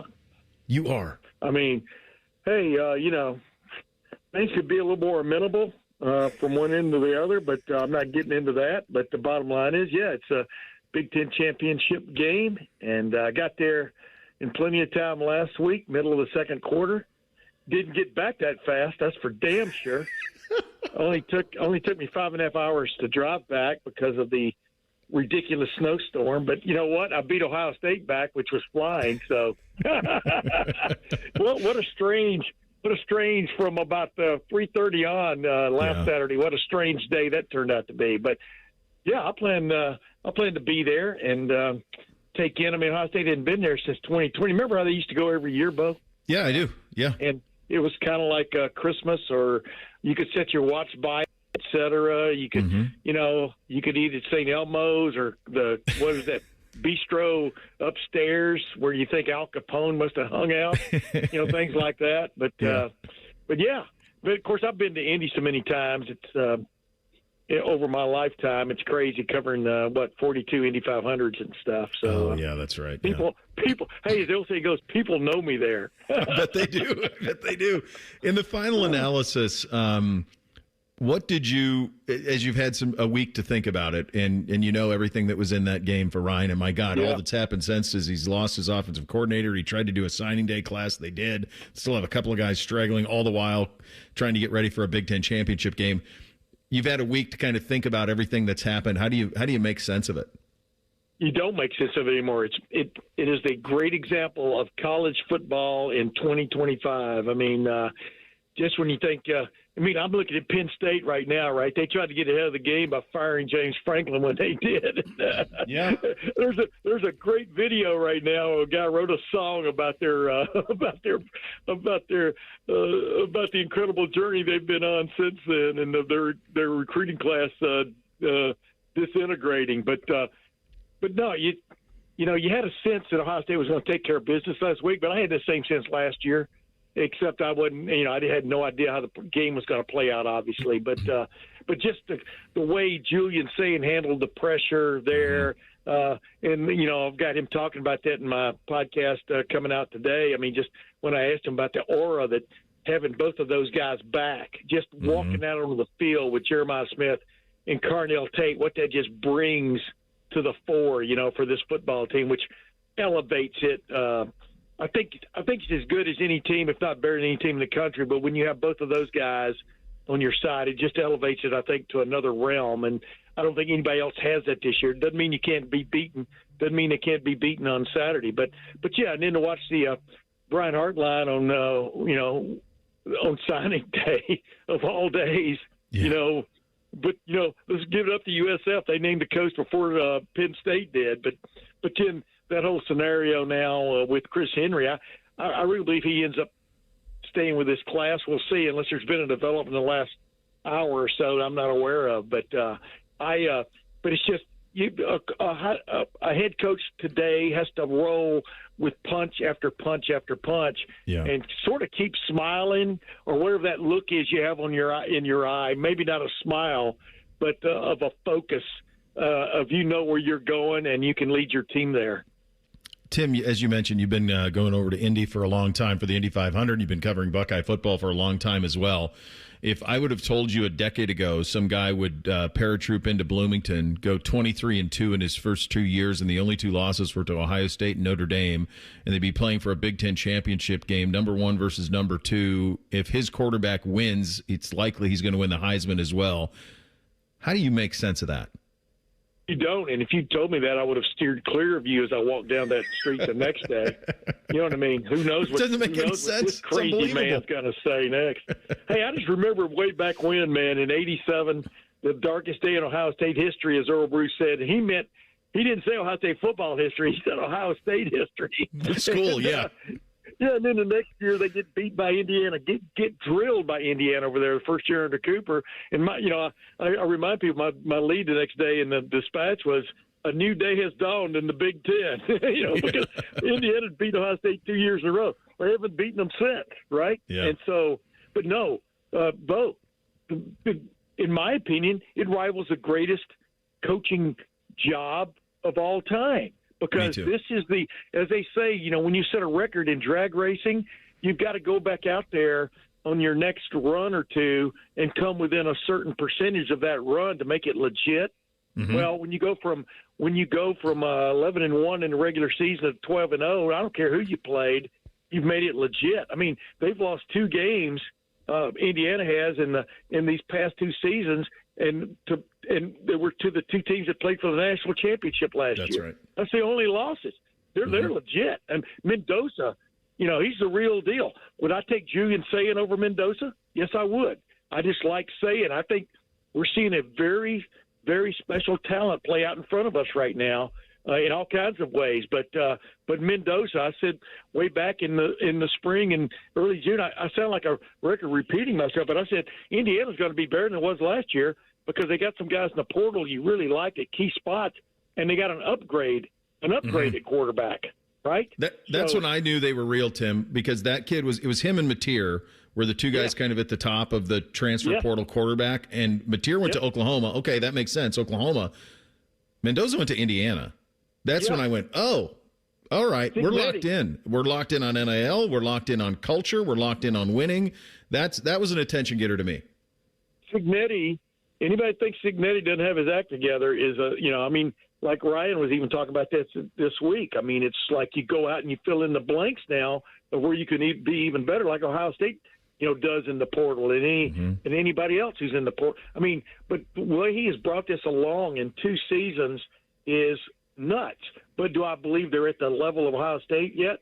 No, I don't. A couple of plays here and there could change that on Saturday night, but I see Ohio State holding sway.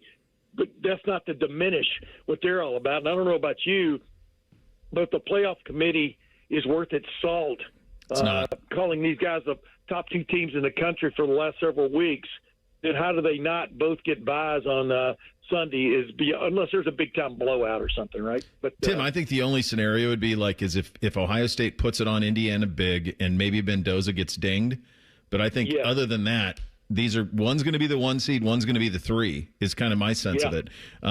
They're obviously making this. Let's have a little chat about that. They're obviously making this up every week. Like this week, they put in there like this notion that like if there's a team in between Notre Dame and Miami, we can't compare the two. Hey, dummies, you're the ones putting the team in between them. Like you're doing it. Exactly. It's an arbitrary ranking. You're doing it. So, I mean, just the absurdity, and all the national people kind of ran with it. What do you think could happen this weekend? And I was just doing this in the previous segment before you jumped on. I'm almost getting to the point where I don't see a scenario where Notre Dame gets in. To me, I thought that was more the message I saw out of this week's rankings is they've kind of set Notre Dame up for a major fall. Is the way I look at it. Yeah. And by major fall meaning maybe falling to where you should be. But who knows? I mean, how do you put a team that beat the other team below that team? You can't legitimize that in any form or fashion. Well, it was the beginning of the year. Well, you know what? Texas is. I don't want to go down that rabbit hole because we'll be talking for another 35 minutes. Right. But yeah, I mean, it's just it's literally they can make it up any way they want. But you know what? I still like it. I still like the fact that it's still a committee that's involved because at least there are human beings getting together and talking about this stuff and figuring it out and letting us then debate it, right? But, I mean, really, two-loss team is a two-loss team in my book. I mean, you could lump them all in the same thing and draw them out of a hat. Yeah, I think one of the big things that I hope doesn't come of this is that they don't play more non-conference games, and I know Texas is threatening that. They're going to play Ohio State, Michigan, and again, I'm with you. We don't need to go down that rabbit hole. But I hope that isn't what comes of this. You got Texas got the pooey beat out of it by Georgia. So I mean, well, Florida's worse. Exactly. They lost in Gainesville against a garbage Florida team. Don't lose that, and you're fine. Exactly. So you mentioned not thinking that this Indiana team is on the level of the Buckeyes. If Indiana is just, and I'll get you out of here on this one because I know you're going to pick Ohio State to win. If Indiana pulls the upset, and by the way, it wouldn't be a huge one. They're only underdogs by 4 points, and there's probably only 4 or 5 teams in the country where the margin would be that small against Ohio State. What would have to go wrong for the Buckeyes? Number one, Sayin would have to throw up. Ohio State would have to turn the ball over a couple of 3 times. This is my own thinking. I think the offensive line. Indiana's defensive front is going to make a play or two, but I think Ohio State's offensive line has come on big time. Ohio State, if it can get the run going at all and get the play action going, I don't know how Indiana consistently stops Ohio State. I can see a path where Ohio State to a certain extent consistently stops. That's easy for me to say. Indiana and Mendoza. I mean, you can turn them into a little bit of a one-trick pony, and that pony, with Mendoza just flat having to throw the ball is not. They've got to have some play action going in their game and to get the RPO going and everything else. So that's the way I could see it. Is Ohio State? I think Ohio State defense is the X factor in this game in terms of this is a default button you can push at any time. I don't think Indiana's defense is up to Ohio State's defense, but they're close. When I say I think Ohio State's better than them, I'm talking about incrementals, not head and shoulders. But a game like that can still turn, and go one direction or the other. You're the best, buddy. We'll do it again next week. Thanks for your time, pal. It's always a pleasure, brother. You know that. There he goes, the great Tim May, the Tim May Show with Clay Hall and FanStreamSports.com, and, of course, right here on The Fan. Thing or not a thing up next, Bishop and Friends, right here on The Fan. Progressive Insurance. Not only does Progressive let you bundle your insurance, they also give you round-the-clock protection. Get a quote today at Progressive.com. This is the Daily Show with Coach Jake Diebler, brought to you by Encova Insurance. Tayshon Chapman, getting out on the court, watching him shoot the basketball, Jake, it's got to be a great thing to see this young man be healthy for what he's gone through for the last 3 years. Yeah, he's overcome a lot, as far as, just fighting to have some consistent practice time. And, I think for him, now that he's at that point, he's got to continue to strive to, get a little bit more physical, play a little bit more instinctual, and that's going to come as he continues to practice well.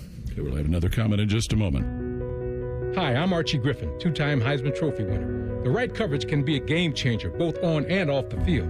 That's why Encova Insurance and their local independent agents are prepared for what's next and protect what matters most to you. Whether that's your home, car, business, or family, Encova's got your back with a policy that fits you perfectly. With local independent agents in your neighborhood and innovative insurance products that can be tailored to fit your unique needs, Encova's playbook is an easy win for your peace of mind. You can trust their team of agents to develop a strategy that's just right for you. And it's not just X's and O's. Your expert agent will guide you and provide insurance solutions so you can confidently manage your risk and count on a financially secure future. For auto, home, and business insurance, you want Encova on your team.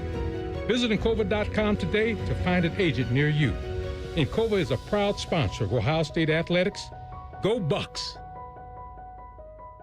Go behind the scenes of one of the most recognizable landmarks in all of college athletics with a tour of Ohio Stadium presented by Experience Columbus. A seasoned redcoat will be your guide as you make your way through walls of the stadium, into the press box, and onto the field. Upgrade to the VIP package and get special access to the band center and the Ohio State home locker room. From corporate outings and school groups to single-person tours and small families, Ohio Stadium tours offer a variety of options and pricing. For more information, visit OhioStateBuckeyes.com and book your tour. Ohio Stadium Tours, presented by Experience Columbus. At Ohio State, we are the never afraid to innovate teams and the improve people's lives teams. Together, we are the Ohio State University.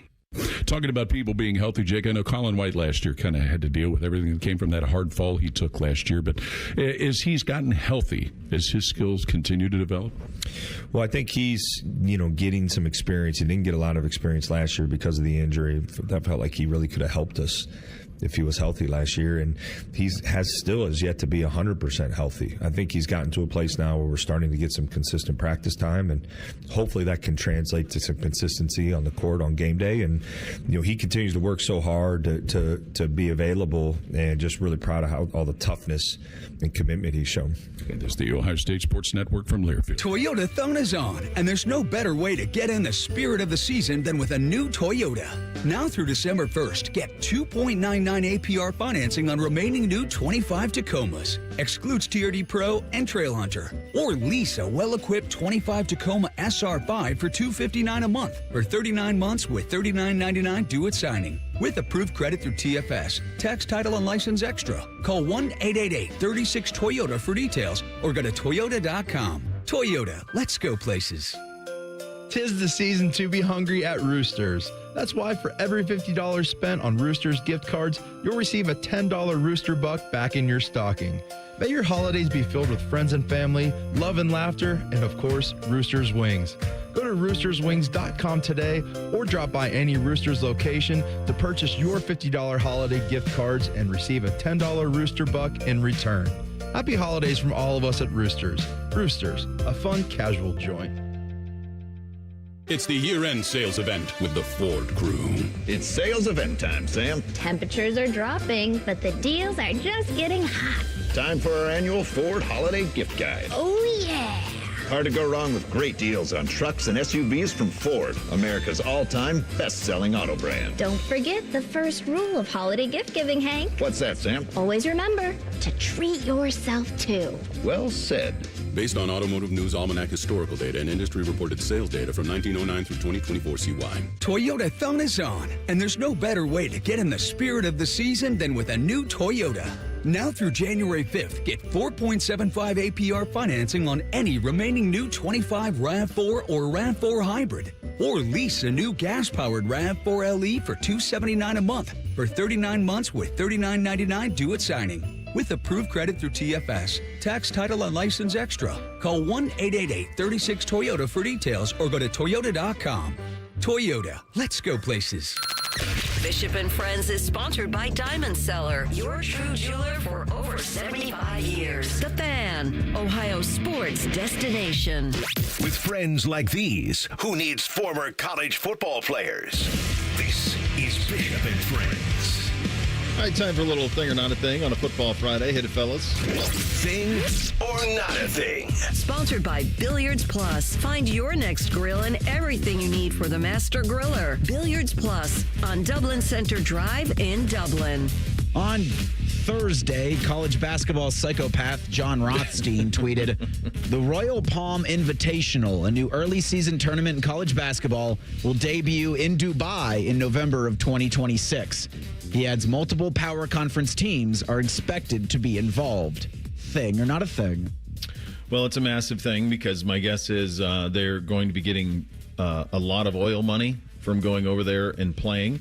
We've seen this in at the highest level at the World Cup with the Qatar Olympics World Cup. We've seen it in the Olympics. We are seeing it in major soccer. We saw it with the Live Golf Tour. That region of the country is spending great gobs of money to sports wash some of the things that have gone on over there, and they've been doing it for a long time. And for whatever, here's the thing I don't understand. Like, is it actually working over there? Like, if Cincinnati is going to play Syracuse in Dubai, what's that worth to folks in Dubai? It's just an unbelievable sentence you just said. I mean, right? Like, because it can't be Kentucky and Duke or Kentucky and Kansas or Carolina and Duke or something like that. Then that's easy. That all makes sense. But if it's not one of those, what do they care?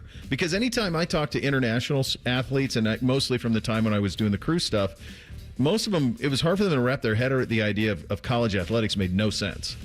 Like, none. So what is the appetite for it over there? I understand it from the teams going over. You're going to get a lot of money. But the other side of it, what is the return on that perspective for them? I mean, what are we doing here? We're getting money, buddy. It's just finding money. Taking money. This is ridiculous. Like, you struggled to draw big crowds at the Players era. That just happened during Feast Week. You had Michigan and Gonzaga. That was maybe the most anticipated non-conference matchup statistically, Ken Palm wise and everything for this season. And it looked like nobody was there. Yeah. You're expecting people to go all the way over to Dubai? No. And we're seeing it with football too. When they play in Ireland, they come back and it's a slow to get back going. Yeah. Like, it does not make any sense. We're taking away from the lore of Maui and Battle for Atlantis, and I do not like it. Do not like it. I don't know if I can get there with Battle for Atlantis, but I can get... Dude, you don't remember the Great Alaska Shootout. I mean, that used to be a massive tournament 25 years ago. Yeah, I mean, this is about stone cold cash is what it is. And the program's going to do it because they need to, because of course, they're not giving back the money, so they have to find money. So that's how you end up, playing over there. The thing I don't understand about college basketball in this time of year is the Maui one I get because that's a vacation for the players. The Alaska one, that's a choice to go up there. It's beautiful, but it's a cold time of the year when they used to have that one. I don't even think it exists anymore. Atlantis I get to a certain extent because that's a vacation. What really pisses me off, though, is when you have these other tournaments, and you mentioned, I don't know where that one was played with Michigan and Gonzaga, but when you have these other tournaments, and Ohio State's played in these, where it's like Ohio State against North Carolina and Atlanta, and there's 8 people there. And I understand it's a made-for-television product. That's why they do those things. But what would it matter if it was called the Fill-in-the-Blank Classic, the State Farm Classic, and you just played North Carolina, Ohio State, and Columbus or Chapel Hill? Yeah. Just do that. I mean, you had Ohio State beat Kentucky last year in the Garden, and it was on the day of the playoff game, and it was 18 people there. Yeah, there was all no big one blue. there. No one really knew that it happened. Yeah, it's a real failure in college basketball. I don't know why they do it. I don't get it. The Fox affiliate in the Dallas-Fort Worth Metroplex is reporting that AT&T Stadium in Arlington will have a different name during the 2026 World Cup due to FIFA rules. FIFA doesn't allow non-sponsor corporate names at World Cup venues, which means AT&T Stadium is going to be temporarily known as Dallas Stadium. Official sources tell Fox 4 the AT&T logos on and around the stadium are going to be covered up for the entire tournament. The same apparently goes for the other stadiums in North America and in Mexico that are going to hold games in that tournament, which begins next July 11th. Like MetLife is going to be the New York, New Jersey stadium. Thing or not a thing? The hypocrisy from the most corrupt sports organization. I mean, these guys are even more corrupt than the Olympics, and the Olympic Committee is very corrupt. FIFA's even worse.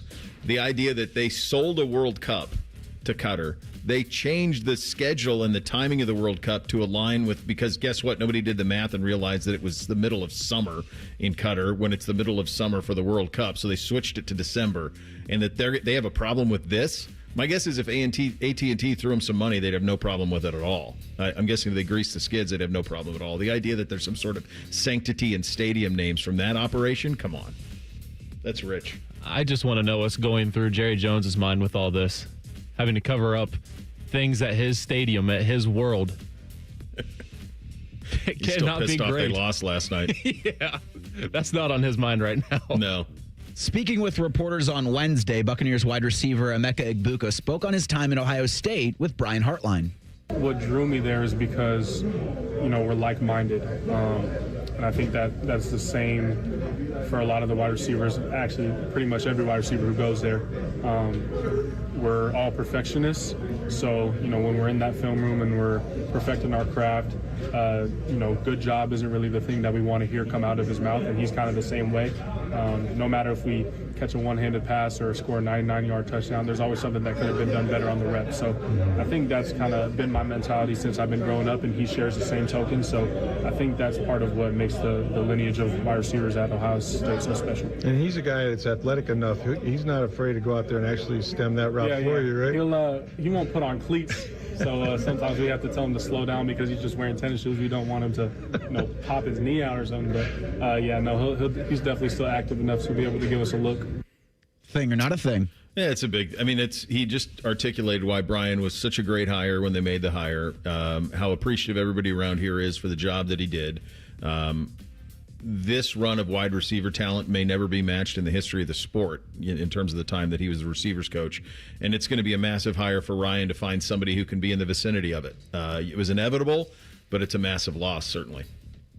To, all the Chris Henry stuff, I saw a quote from Garrett Wilson today that the wide receivers like this are really confident, and 5 stars aren't afraid to go and compete against other 5 stars. And that's kind of what you're getting here with this Ohio State wide receiver room. They're just loaded with talent, and they all know what they can be, and they're going out and showing it. Yeah, they are. And it's going to be fascinating to see what they do at the position. Final hour on a Football Friday. Up next, we kick it off by attempting to know the scores. Rhyme, are you ready for this, dude? I know we got Bakes too, but we're going head to head coming up next. All right, going to be a lot of fun. Bishop and Friends right here on the Fan.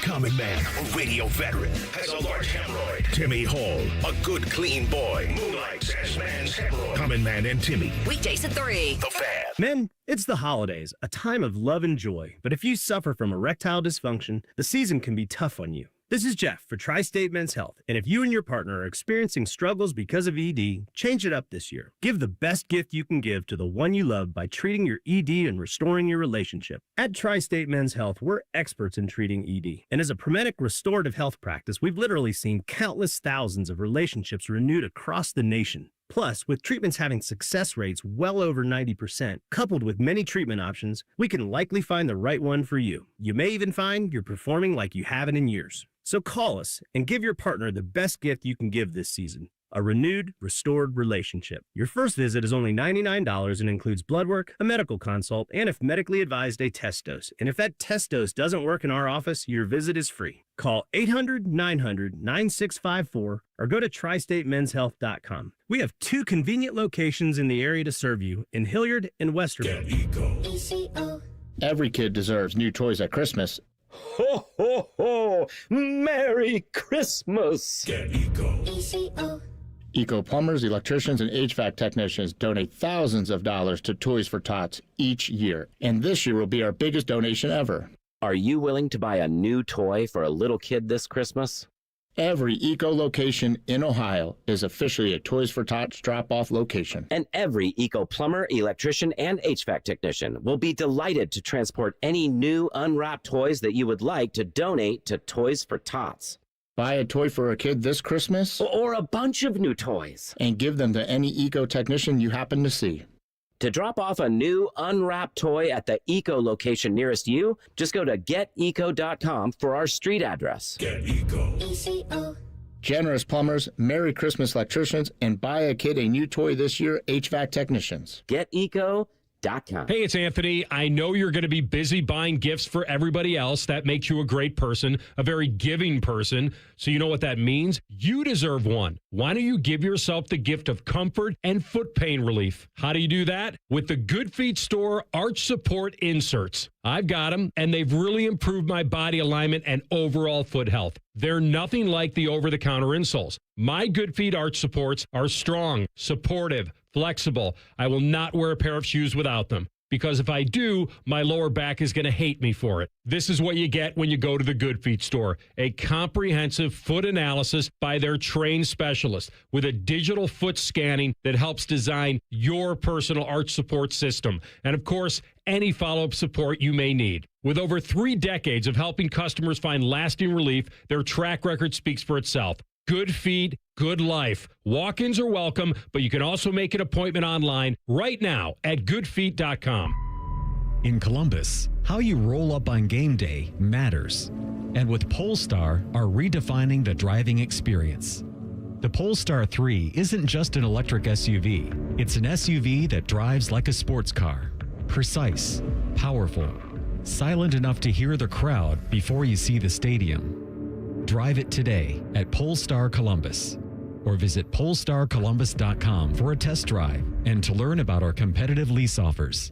This is Corey Sickles with Safe Harbor Retirement Group. How much income will you need to retire? Let us help make sure you reach your financial goals. Visit safeharboroh.com to schedule a complimentary meeting. safeharboroh.com.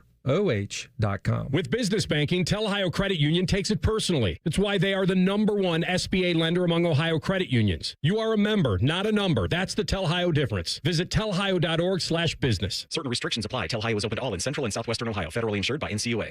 Broadcasting from the Lindsay Honda Studios. Honda makes the cars. Lindsay makes the difference. Visit lindsayhonda.com. WBNS-FM, HD1 Columbus. Good morning. I'm Eric Reese. The Buckeyes are headed to Indianapolis for the first time since 2020 for Saturday's Big Ten championship game. Top-ranked Ohio State's a 4-point favorite over number 2 Indiana. Kickoff from Lucas Oil Stadium is 8 p.m. We'll have 11 hours of pregame coverage on the Fan tomorrow morning starting at 9 o'clock. The college football playoff bracket will be released Saturday at noon, or Sunday at noon, I should say. Tomorrow's Big Ten title winner is likely the #1 seed in Sunday's bracket reveal. A pair of Central Ohio teams are playing this weekend for OHSAA football championships. At 3 o'clock, Watterson looks to defend the D3 crown against Toledo Central Catholic. Tonight at 7:30 in Canton, Olentangy-Orange battles St. Xavier in the D1 title tilt. And in college hoops, Ohio State's at Northwestern tomorrow at 2. You can hear that game on the Fan, too. That's 1460 on the AM dial. OSU's back at the Shot next Tuesday hosting Illinois. You can hear that one right here on the Fan, Ohio's sports destination. Taking the art of sports radio and day drinking to a whole new level. You're listening to Bishop and Friends. All right, final hour here on, well, this is it, isn't it, Reese? The last Football Friday. This will do it. Yeah. Man, that went quick. Always does. Always does. Always a blink. Championship Football Friday. We will talk to our good buddy Doug Marice in 29 minutes. Right now, though, we attempt to know the scores. It's time for Know the Scores on Bishop and Friends. Sponsored by Buckeye Heating, Cooling, and Plumbing. Like you said, championship weekend starts tonight. Do you know what Bake was last week? I do not. I was 5-6, but he definitely got 2 or 3 that I didn't. I had a little lead on him, but he could have caught up a little. I think I was up 5 or 6 games going into it, but I went 5-6. Now I did get Ohio State almost exactly. I had it 27-10, and it went 27-9. So that made me feel good, and that's the one you wanted more than the rest. But I'm now 89-63 overall, picking the scores every single week. We'll start with the Sun Belt Championship tonight at 7 o'clock. Number 25, James Madison, hosts Troy. JMU, a 23.5-point favorite. Yeah, I think JMU's coach is now at UCLA. Did I see that Billy Napier is now going to be the head coach at JMU?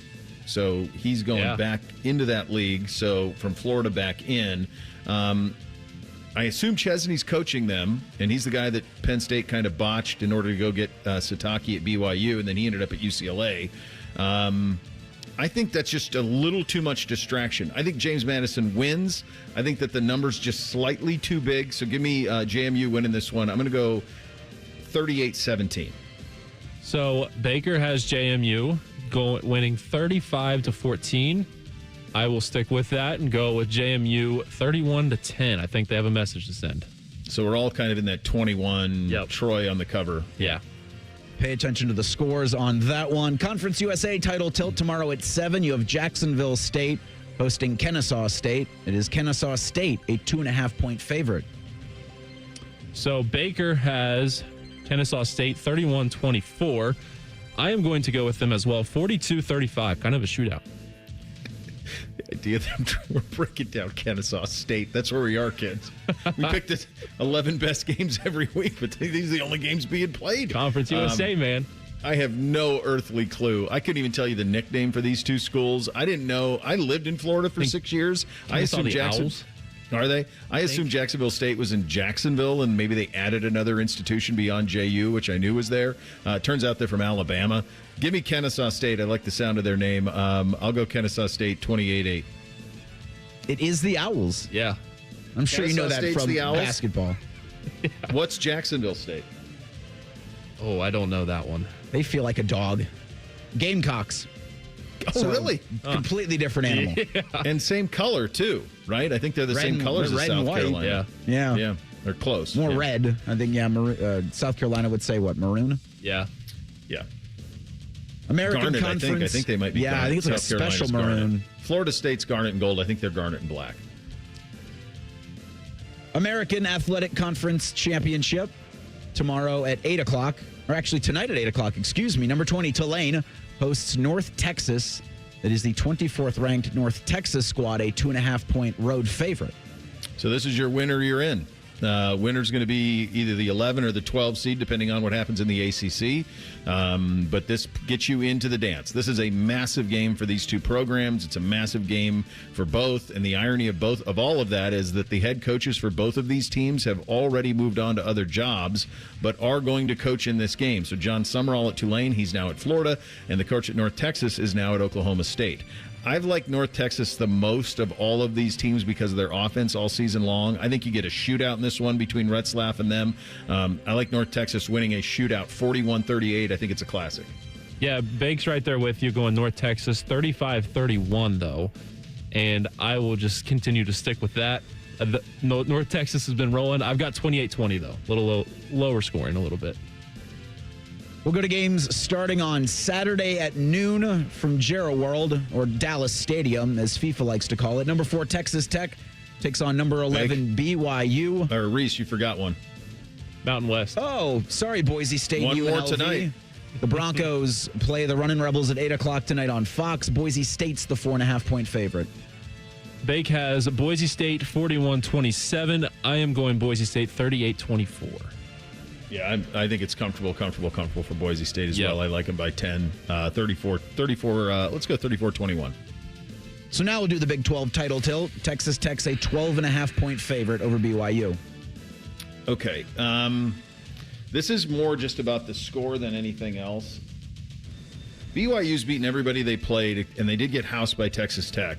I just think it's hard to house a team twice, and I think Sataki coming back gives them a big boost. The program gets a big boost. Bachmeier, true freshman quarterback, we're in 47. A few more games to be prepared. I think Texas Tech wins this game, but I think BYU plays it a little closer than the experts think. I like Texas Tech 31, BYU 24. Bake has the Red Raiders rolling 27-13, and I'm kind of right there. I want the chaos to happen. I want the cookie crumble guy to put his money where his mouth is for Sataki. I'm taking BYU outright, 23-20.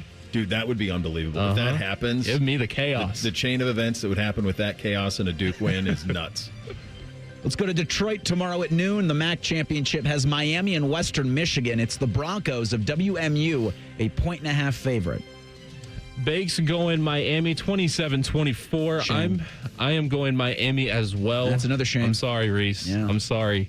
I'm a Bobcat as well, too. You're not sorry at all. My wife is currently having a present wrapping party with two Miami, Ohio alumnus. So it would be smart for me to pick them. But I continue to do this show with an Ohio Bobcat alum. I'll be damned if I'm going to pick the Red Hawks to win anything. Man. Give me Western Michigan by $1 billion. By $1 billion. Oh. Broncos, let's go. Miami doesn't even have a quarterback. It shouldn't even be in that game. No, it's a... By the way, one of these days you're going to have to explain to me what's going on with your football program. Yeah, off the air. Yeah, I'd be very curious to know what's going on. Jeez.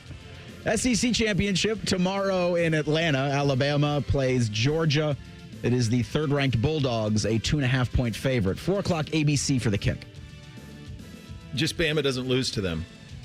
DeBoer doesn't lose to them. Saban doesn't lose to them. Like it's just they don't. It's the craziest thing.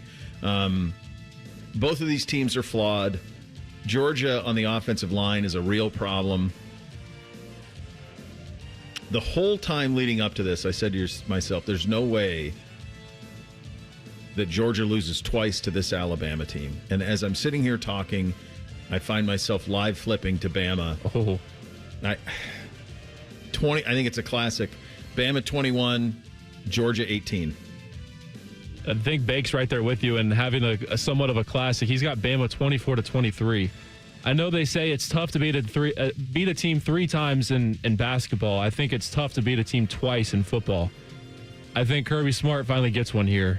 And I've got Georgia 27-20. Kirby Smart doesn't want to play in this game. Kalen DeBoer doesn't want to play in this game. And this is the one that started all, the SEC title game. None of these guys want to play in it. They both would just like to move on. I think how they handle Alabama if Alabama loses is going to be fascinating. Can they afford to leave Bama out after leaving them out last year? Which in the eyes of the SEC, in the eyes of me, was right, but in the eyes of the SEC was wrong. They have 3 losses, too. I know. Very interesting. And a bad loss to FSU in the opener. Bad. Yes. I know the Dallas Cowboys like to call themselves America's team, but for chaos' sake, I guess, aren't we all rooting for Duke tomorrow in the ACC title tilt? They're playing number 17 Virginia, but it is the Cavaliers 4-point favorites. This one's an 8 o'clock kick at Bank of America Stadium in Charlotte. Baker's going Virginia 31-21. You know, I just said I want all the chaos to happen. You really think I'm going to pick Duke, though, as a Carolina guy? Going Virginia big, 31-17. I'm going to have to get you with Bootsy. He's all over the Carolina bandwagon as well. Loves him on the hoop side of things. Come on. Do you know why this happened? Do you know why these two teams are playing in this? Because the tiebreaker is ridiculous. Because it's the opponent winning percentage tiebreaker. So because of that, Miami is not playing in this game and Duke is. Virginia's 7-1 in the conference, but of course one of their losses was to NC State, who's in their conference, but it was a non-conference game. There are 5 ACC teams that finished 6-2 in the league. 5 of them. And that's what led to this nonsense. I can't believe they didn't go to overall record first. That would have been the simplest one. So because of that, we have Duke. Look, these two teams played 2 weeks ago, and Virginia beat them 34-17. As much as I would love the chaos, I don't think we get it. I think Virginia handles business. And then it's ridiculous that this team's in a 12-team playoff. All these conferences aren't created equal, and someone's got to start to realize that. I like Virginia winning this one, though. We're going to go 28-10. Is there a non-0% chance that if Duke wins that they get in? No, they're out if they. Okay. If Duke wins, I think what they would do is they put Miami in. The only way I would be satisfied with the Duke win is if they get in and then have to go to Eugene and get drilled by 40. I mean, can you imagine being the 5 and 6 seed, and you're going to get to play these garbage teams? Exactly. At your place. You'd like to think it gets better when they go to a 16-team playoff, but it won't. We've got the Big Ten championship to pick at the end of the program. Of course, it's got the number 1 and number 2 teams in the country. Ohio State's a 4-point favorite over the Hoosiers. All right, we will do that when we do 3 things to a Buckeye victory coming up a little bit later on. In now 18 minutes from now, Doug Marice will step by. Coming up next, when the Buckeyes have the ball, what do we expect to see? When the Hoosiers have the ball, what do we expect to see? That is coming up next. Bishop and Friends, right here on The Fan. The sound of Paul Keels calling a Buckeye game is erotic. Oh, yes. Your home of the Buckeyes, The Fan, Ohio sports destination. Dormar, you're kind of hero. When your furnace or air conditioner is broke, we come out that same day. Dormar, home the Tin Man. Lights are going up, snow is falling down. There's a feeling of goodwill around town. It could only mean one thing. McRib is here. McRib season is here at McDonald's. Right now, enjoy a McRib and pair it with our world-famous fries and an icy cold Dr. Pepper at participating McDonald's for a limited time.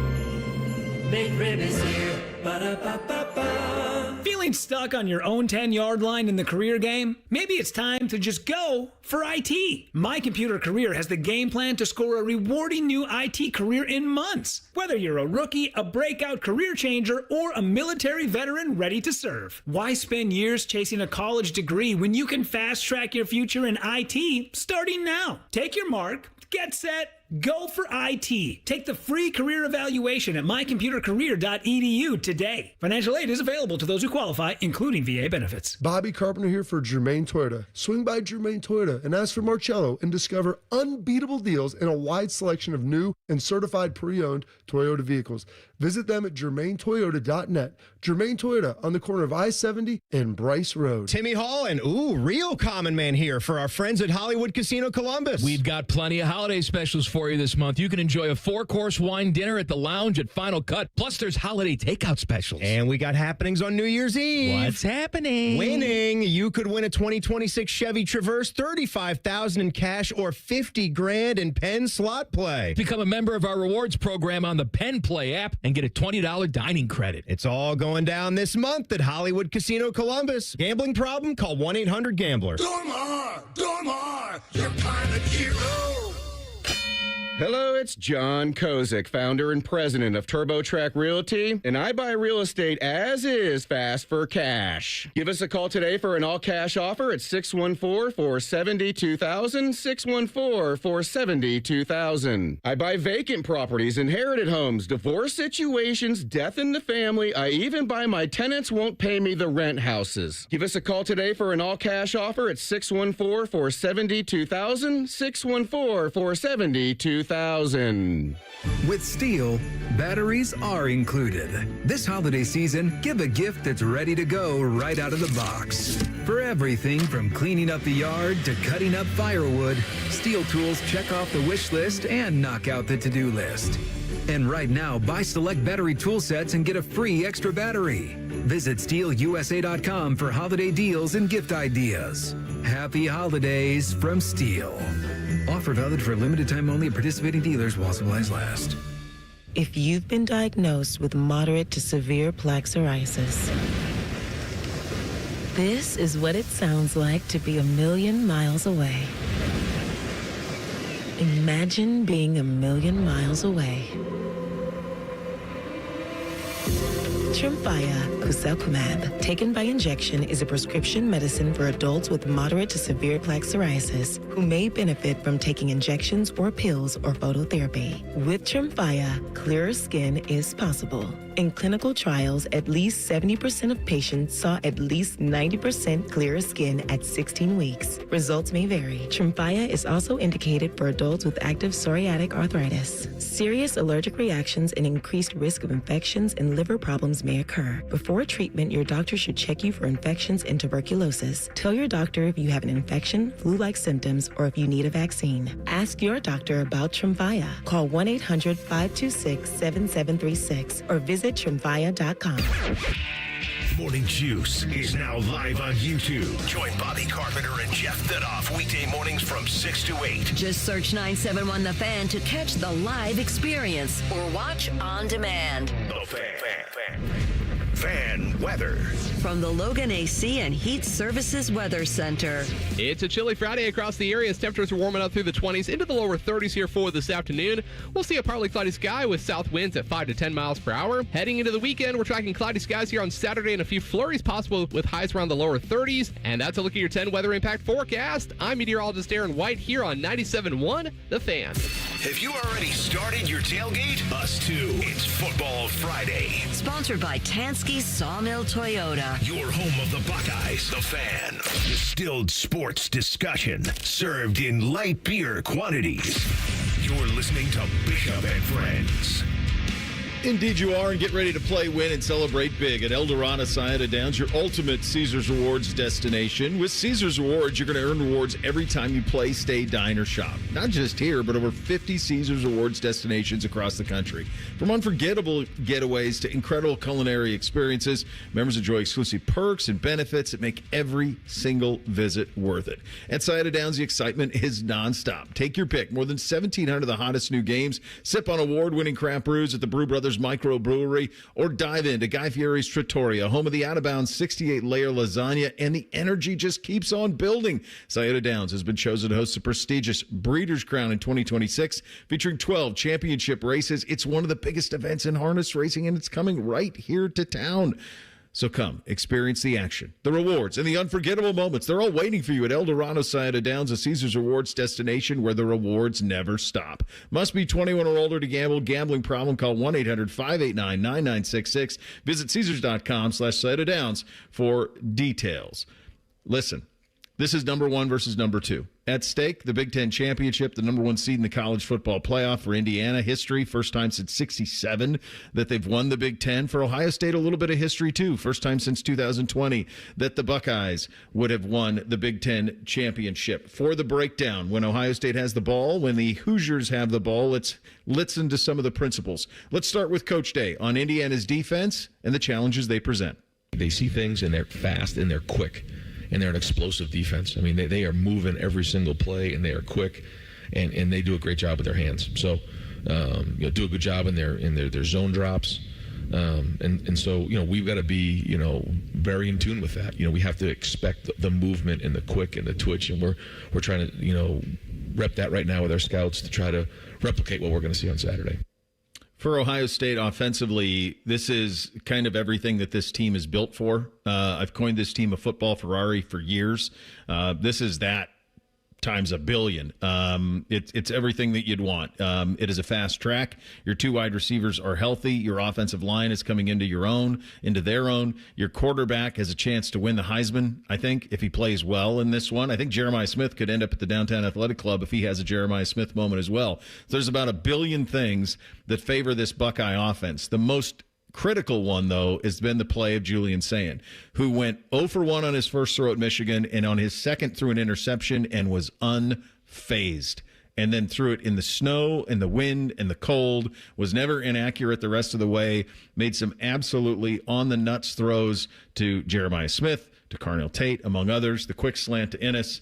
He's had the answers to the test all season long. In this one, it does feel like that the only way that Ohio State would struggle offensively is if he throws it to the other team. It's something this Hoosiers team has done all season long. Here is Sayin on the turnovers they create. Yeah, I think they're really well coached. They're really sound in their fundamentals and have great technique, and they play really hard. So it's going to be a tough challenge for us. They're really good at creating turnovers and then capitalizing off those turnovers. So we're going to have to play clean football. Reese, I'm springing this on you, but there is a Signetti bite that I didn't get to earlier in the show talking about Julian Sayin. Yeah, let's try it. Well, I don't think there's much balance there. Nope. We're treating this. He's played with a lot of poise. Yep. He doesn't look like a guy that's in his first year as a starter. He looks like he sees the field very well, throws the ball on rhythm. He can really rip it. He's got a tight release. A lot of velocity on the ball, very accurate, and they've done a nice job protecting him. And obviously he's got great weapons to throw to. And I think a little bit like us, they don't put the ball in his hand and say, win the game.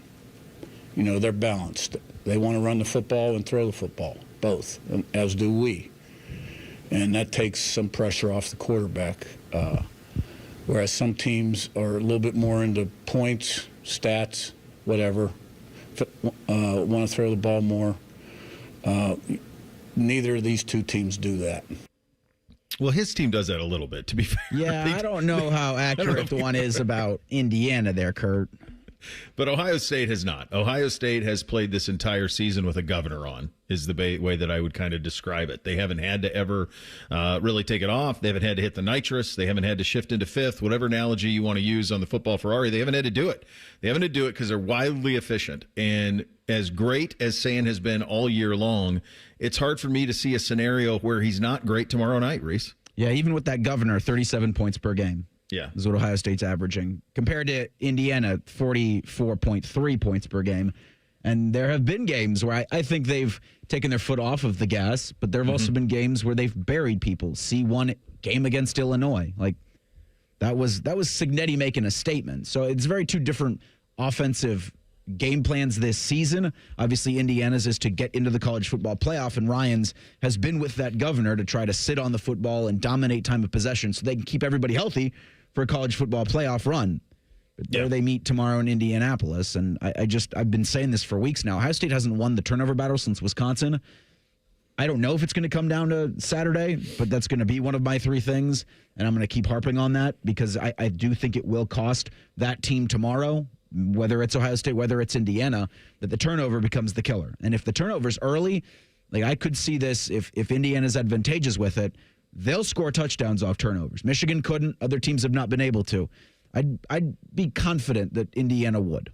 I want to see Caleb Downs give Indiana fans flashbacks from last year, but not on a punt return, but with a interception, something like that.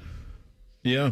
If you're curious about, I'm always, what's it look like when talent equates? Indiana went to Eugene and beat Oregon 30-20. A big part of that victory was Dante Moore, who, if Fernando Mendoza is the first quarterback off the board in the NFL draft, Dante Moore is probably going to be second. Dante Moore was 21-34 for just 186, so they kept it in front of him. He threw one touchdown, but he threw two picks in that game, and that was a big part of it. And one of the things that Indiana was able to do to Oregon is take away the run. Oregon ran it 30 times for just 81 yards in the game. They could not get the run game going. Their defense created two turnovers, and that was played a massive role in them going out to Eugene and getting really one of the signature wins in all of college football this season. On the other side of it, this is where, to me, stylistically, as much respect as I have for Mendoza, certainly Surratt, all the two backs, both receivers, this is as complete an offense as Ohio State has played all year. But the best offenses that Ohio State have played this year, Ohio State has had the answers to the test because they have a triumvirate of talent at safety and at the two linebacker positions that are not only all going to be top 20 NFL picks, and two of them are going to go in the top 10, so their athleticism's off the charts. It's NFL players, but their acumen matches it. And because of what you can do with Arvell and Sonny and Caleb, it has been a constant confusion for every quarterback they have played. No quarterback this season has had success against this Buckeye defense. Now, he's the best of the lot, but I do think that those two linebackers especially could be key. Here's Ryan Day on that. The minute it all breaks down, I mean, that's the X factor in the game. You've seen him do that in games, this Mendoza. You know, he'll do it in the run game, but he'll also scramble, and he just keeps coming at you. You know, he's taking some shots this year, and he keeps playing, and so you can tell he's tough, and he's the leader of this team. He did throw an interception in the game against Oregon. Statistically, it's not crazy for him. It's only 2,700 yards passing. It's 32 touchdowns, 5 picks. He's thrown for less yards than Julian. Touchdown interception is pretty much apples for apples on that. His completion percentage is very, very good. I'm always curious on talent equate games. As I mentioned, he was unbelievable in the game against Illinois. Sorry, Fish, 63-10, 21-23, 267, 5 touchdowns, no picks. But Illinois was banged up in that game. The next week against Iowa, he was 13-23, 233, 2 touchdowns and a pick. I mentioned the Oregon stats where he threw the interception in that one, going 20 of 31. Against Penn State, he was 19 of 30. He had a game against Wisconsin where he was lights out a couple of weeks ago, but it's been a little bit down from where that was early on in the season. He's an incredibly confident kid. Again, the NFL loves him. Very good chance he's going to be going number 1 overall. He's never faced a challenge like this one. Here is Mendoza on that challenge. Coach Patricia does a fantastic job. I was actually able to meet him 2 years ago at the Manning Passing Academy, and that guy is a fantastic football mind. I was a Patriots fan growing up, so I've been lucky enough to watch his defense for a long, long time. Not at that point, I wasn't watching defenses very technically, but just I've always had the pleasure of being a Coach Patricia fan. And there's so many great players on defense that do such a great job, and they're all tied into a string where they're disguising pre-snap, then reacting post-snap. And they really are a great bunch of defensive players that play with each other and have a fantastic scheme to complement their skill. it's going to be a tough challenge. It's going to be a tough opportunity. A lot of quarterbacks have struggled throughout the entire season with them, and there's a reason for that. However, I think it's a great opportunity and challenge for the Indiana offense in order to play the Indiana brand of ball that we want to play in order to go against such a great defense. If he pulls this off Saturday, it's Burrow-esque. Yeah. In terms of magical season. He didn't have the statistical accumulation Joe does. I don't think his team is maybe on that level either. College football's evened out a little bit. So they're number 2 in the country. He pulls this off, he's going to win the Heisman. Beats Ohio State Saturday night. He's going to win the Heisman. They're going to be the 1 seed. And that is heavy stuff for anybody. Yeah, I think the moment that everybody, Gus Johnson even said it on the broadcast, was when he found Cooper in the back of the end zone and Cooper got one of his toes just barely into the back of the end zone. Yep. Was necessitated by him throwing an interception in the fourth quarter. Mm-hmm. So Penn State was able to score the go-ahead touchdown off of that interception that Mendoza threw in that game in Happy Valley. But it was unflappable, right? You throw an interception, but then he was able to bounce back for Indiana for that offense. So, yeah, I think for both quarterbacks, the defenses will throw a lot at them. A lot of it will be unique. A lot of it will be new. And by new, I mean the talent will be so much better than anything they faced this season. Yeah. Maybe Julian a little bit the week 1 against Texas. But I think both of them have just shown such cool, calm collectiveness throughout the year that I also think that they've done so much in that vein to make this a winner gets the Heisman. Like you had to work through all of that to get to where you are. And because these are the two of the, and you heard it, Mendoza sounds like a Boy Scout. And Julian doesn't say much. Julian doesn't say much. Like you're never, because that Mendoza cut was like 60 seconds. You'd never get anything nearly that long out of Julian. If Julian wins Heisman, it might be the shortest Heisman ceremony ever. But he's so cool and calm and collective. Yeah. There's no concern. Real quick, we have Doug Marice in 2 minutes.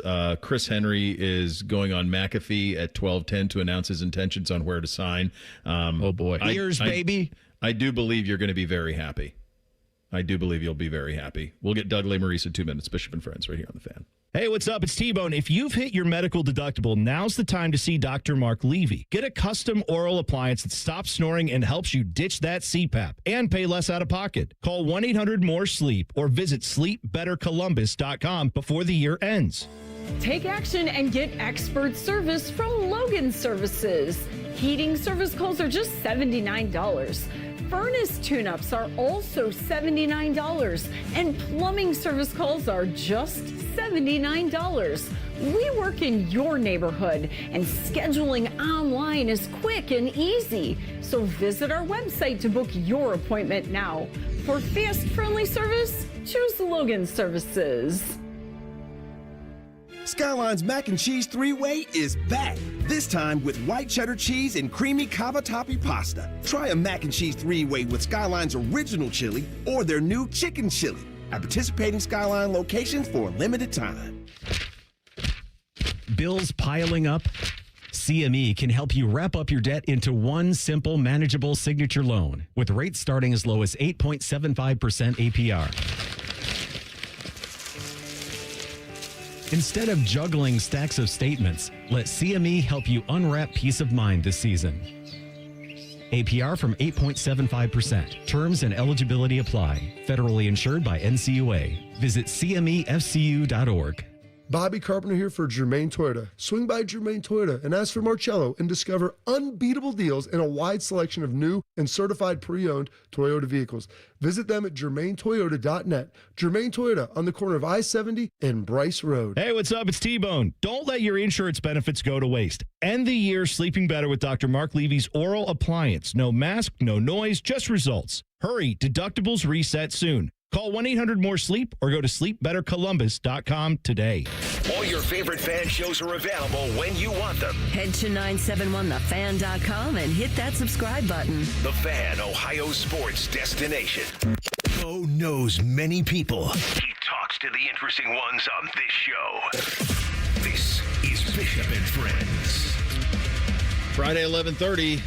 Time for a chat with our good buddy Doug Marice, the Bill and Doug Show on YouTube. The Substack is Bill and Doug on Ohio State football. Bill and Doug, OSU.substack.com. We made it, buddy. Championship Friday. Would it be fair to say that for everybody other than Buckeye fan, and certainly from everybody in the Big Ten, it'd be better if Indiana won? Legitimize Indiana, have them be stamped as a true contender in the modern world. Yeah. Sort of like a little bit like Oregon's regular season win against Ohio State last year stamped them a little bit, even though Ohio State then blew their doors off in the playoff. Yep. I think that would be interesting, and because I still think you wake up Sunday morning. I think if Indiana beats Ohio State, but it's kind of a close game, I think you wake up Sunday morning and Ohio State's still the national title favorite. So and honestly, like Ohio State fans wouldn't want to hear this, but I had like a subscriber ask me a question this week, like, what's the ideal playoff path for Ohio State? What's kind of the most fun thing? And there's a lot of fun possibilities out there with SEC teams. Like, honestly, the most fun thing is like Ohio State loses to Indiana and plays Indiana again in the national championship game trying to get revenge. Like, can you imagine that scenario? And of course, like, no Ohio State fan would wish for that. And a rematch in the national title game is possible either way and would be fun. But from a Big Ten perspective, I think I buy it. Yeah, I think that one of the things that folks have trouble with, and I'm guilty of this too, I've talked about it a lot over the last month or so, it's just a preconceived bias that I have of seeing the logo. And it takes hard work to like get past it because you are conditioned for years that this can't happen at a place like Indiana. But then you start to look at it and you go, they're 23-2 since he's been there. His only loss are to Ohio State and Notre Dame. He's got the Heisman favorite at quarterback, who, by the way, the NFL likes so much, he's probably going to be the first quarterback off the board, and that's massive. And then if you need more proof of how legitimate they are, this is only a 4-point spread, Doug. I mean, I think there's only maybe 3 or 4 teams in the country where the line would be 4 or less against Ohio State. And so the fact that Indiana is one of them tells you kind of all you need to know about what the Hoosiers really are. It wouldn't be 4 if it was Bama. Ohio State Bama is probably 7.5, right? I mean, like, that's what we're talking about here. I think it's Georgia. Is. Mine were Georgia. I think Georgia would be like 3.5, 4. And I think Bama was another one that I thought would be somewhere in that. There's so much respect. They just give so much respect to Bama, even though I don't think that they can't run it. I mean, we've been over it, but Bama, I think it's 5.5, and Auburn is hot garbage. They are. So yeah. Maybe Bama would be a little bigger, but there's not many. Is the point? There's not many. No, and I do think like this is. You think about what the SEC championship game is fine. This is 1 versus 2. This is the 2 undefeated teams. I think this will be now, after this year, 108 power conference championship games. This is the 3rd that's 1 versus 2. It's Bama, Florida in 08 and 09, and this. Wow. It's the 8th 1-2 game in Ohio State history. According to Ohio State Notes, it's the 64th 1-2 game ever in FBS. Like, this is as good as it gets. So I think even a competitive game, and it's one of those games where you just want, like, you don't want blown coverages. Go watch the ranked games in the SEC this year. There's blown coverages all over the place. You don't want mistakes. You don't want people handing points to the other team. I think Ohio State had 18 players on first, second, or third all Big Ten. I think Indiana had 17. Like, there's talent all over the place. Ohio State's is more first-round talent. Maybe Indiana's is more fourth-round talent. Although Fernando Mendoza's going to be the first-round pick, the first pick in the draft. Yeah. But, like, this is real dudes. Great coaching, real coordinators. Like, this is real stuff everywhere. What do you think from the Ohio State perspective? Because I think we've kind of changed the barometer we've kind of changed the level of what would be acceptable now. Because at the beginning of the year, most folks you talked to said, beat Michigan. They accomplished that objective. Win the Big Ten, they can do that on Saturday. Now I get the sense from Buckeye fan, because they're greedy, and of course we all would be greedy in this scenario, go win the national title too. Why not? You got the best team, you got the highest bar, you got the highest ceiling, and it certainly feels like that. For Ryan Day, because you mentioned the number 1 versus number 2, but I'm curious, like, because even for me it doesn't feel like that necessarily, because there is this tournament that's waiting out there. Where are you kind of with how important this is to Ryan and Ohio State to finish this job Saturday? So we asked our subscribers this week, like, if the Michigan game's 100 out of 100 and the chase for the Natty's 100 out of 100. Both of those are as important as they can be. What's this? What's this Big Ten championship game, this version of it? And the consensus, we had hundreds and hundreds of votes. It's like 78. So like a 78 out of 100. It's not the Michigan game. It's not the Natty. But it's not a 40. It's not a 20. It's not a rest everybody and who cares. So I think it is real. And I think part of it is, again, generally, and Ryan expressed this when I asked him about it this week, like generally, like are conference championship games worth it? I don't know. Specifically this, Ohio State hasn't been there since 2020. They're trying to go back-to-back, 16-0. They'd make a case as the best Ohio State team ever. They'd be in the conversation, I think, as the best college football team ever. If they finish this thing off, and winning a 1-2 game right here would certainly be part of it. Like, that's all of that. Now you're talking about history. Now you're talking about going down as one of the greatest ever. And so this is part of that. If they lose to Indiana, they certainly can still win the national championship, but that conversation ends. Is it one of the greatest college football teams of all time? I don't know. They lost to Indiana. If they beat number 2 and then they run it and they finish 16-0, like we're talking history, man. And like, that's not what Ryan Day is going to talk about this week, but I think the fans are at least thinking about it this way because this team is talented enough to think that way. It's college football immortality, to your point, if you pull that off. And what's crazy about what Ryan has done over the last year and what the program has done is the closest game they've played since losing to Michigan last year in the Ohio State-Michigan game is a 7-point win over Texas. That's it. No one's played close. And I think that's the thing that's just crazy is how dominant they've been in all of this.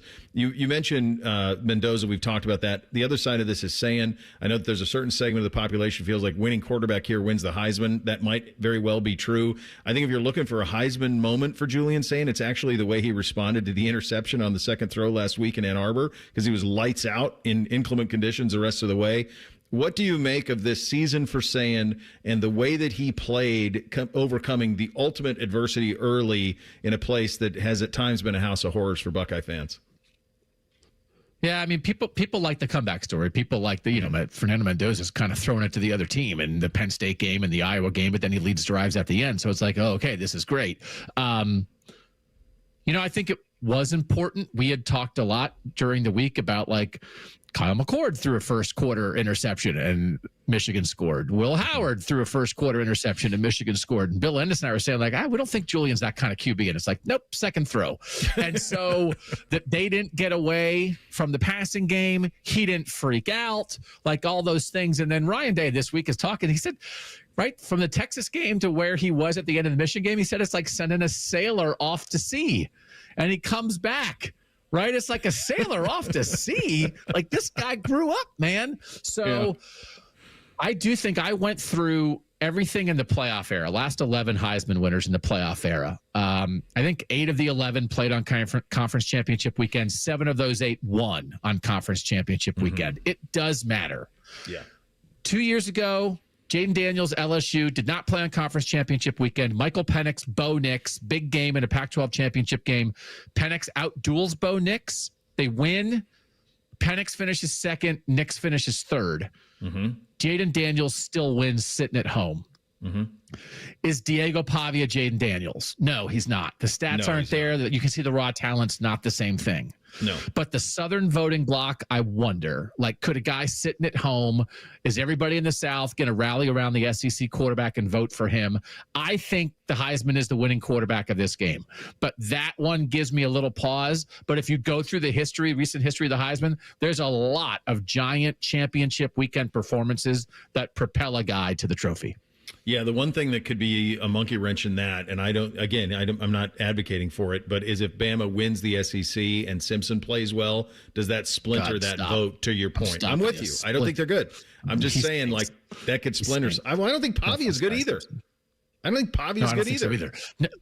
Really, nobody is. is. The winner should be this. Like, there's nobody down there. Gunnar Stockton has saved Georgia's bacon. Georgia's defense is like 20th ranked in the country. It is not a great defense, and that guy has saved Georgia's bacon again and again and again. And I think it should be the winner of this, and I think he was. Terrible. Pitt marched up and down the field on Georgia Tech. Georgia couldn't do anything. So it's mid. There's nobody down there.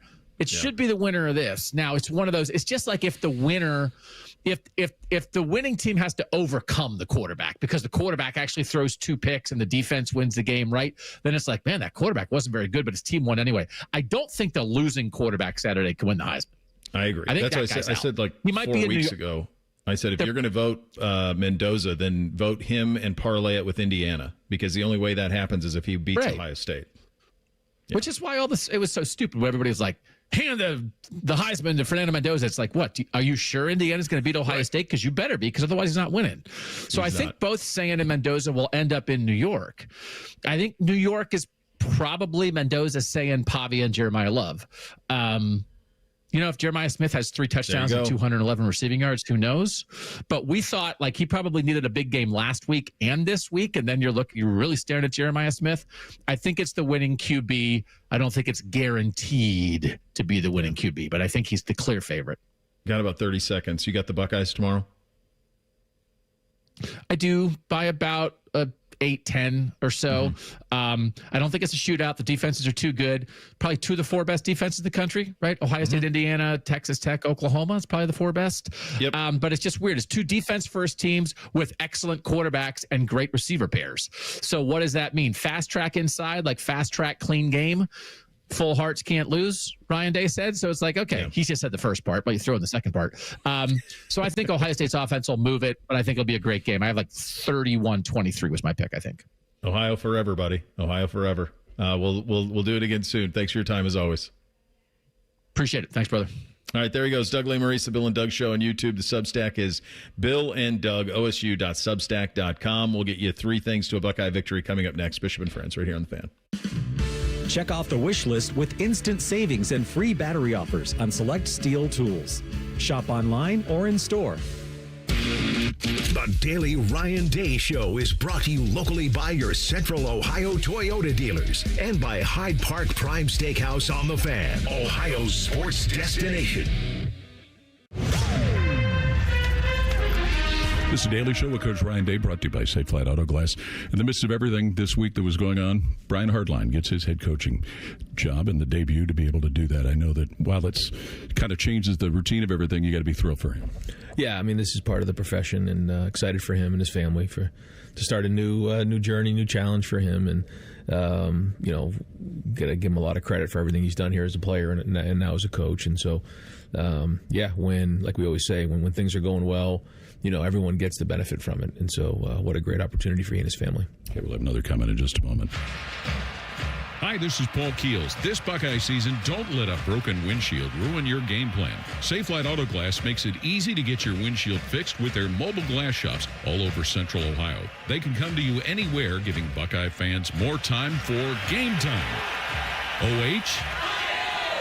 Man, I love that. Schedule at SafeLight.com. SafeLight Auto Glass is a proud sponsor of Ohio State Athletics. SafeLight Repair, SafeLight Replace. Buckeye fans, choose chill. Coors Light is cold lagered, cold filtered, and cold packaged for a smoother finish. It's got that crisp, refreshing taste that makes those moments when you choose to rise above the noise and choose chill even better. Coors Light is a proud sponsor of Ohio State Athletics, so crack one open and take a sip. Coors Light, choose chill. Celebrate responsibly. 2025 Coors Brewing Company, Golden, Colorado, beer. Now, the officials have been talking for quite some time. All righty, let's see what they have to say. Upon further review, there is no penalty on the play. However, we have conferred and discovered that Bob, the line judge, has saved a boatload for his kids' college using Ohio's 529 plan. It is tax-free, accepted nationwide. Bob recommends we all go to collegeadvantage.com. First down. Well, that's not entirely unexpected. Classic Bob.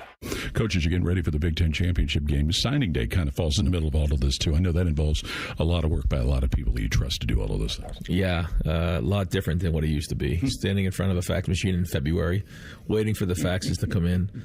National letter of intent. Now we're getting ready for a championship game, and it's on the Wednesday of that week. And then, just all the things that come with it all the way to signing day. Man, college football's changed a lot. So it's all about talent retention, though, and talent acquisition. So great job by everybody here, making sure that, we continue to be leaders in the space. And a lot of hard work was put into this, from identifying the talent to making sure that, we're providing them with what they need, and then also just the recruitment in general in terms of on the campus, off campus, and coaches going on the road, learning more about them and how they fit our program. Okay, this is the Ohio State Sports Network from Learfield. For over 37 years, Buckeye Nation has known Hyde Park Prime Steakhouse for serving the best steaks in the city. Our thick-cut, aged steaks are a staple in Columbus, with 3 locations in Upper Arlington, Dublin, and downtown. And just like the Buckeyes, we strive for excellence and an experience like no other. Hyde Park is proud to introduce the newly added wine room at our downtown Columbus location, where a new elegance in dining surrounds you, creating the ideal setting for any occasion or the perfect night out. Hyde Park is a proud sponsor of Ohio State Athletics. Go Bucks! Toyotathon is on, and there's no better way to get in the spirit of the season than with a new Toyota.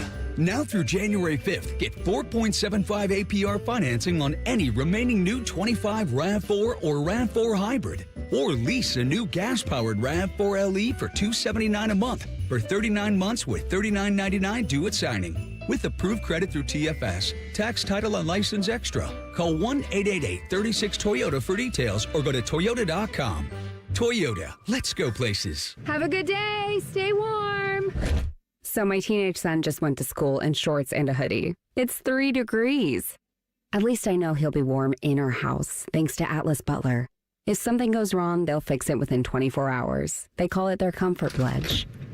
Ah, you do want the coat. My phone. Oh, your phone. Should have known.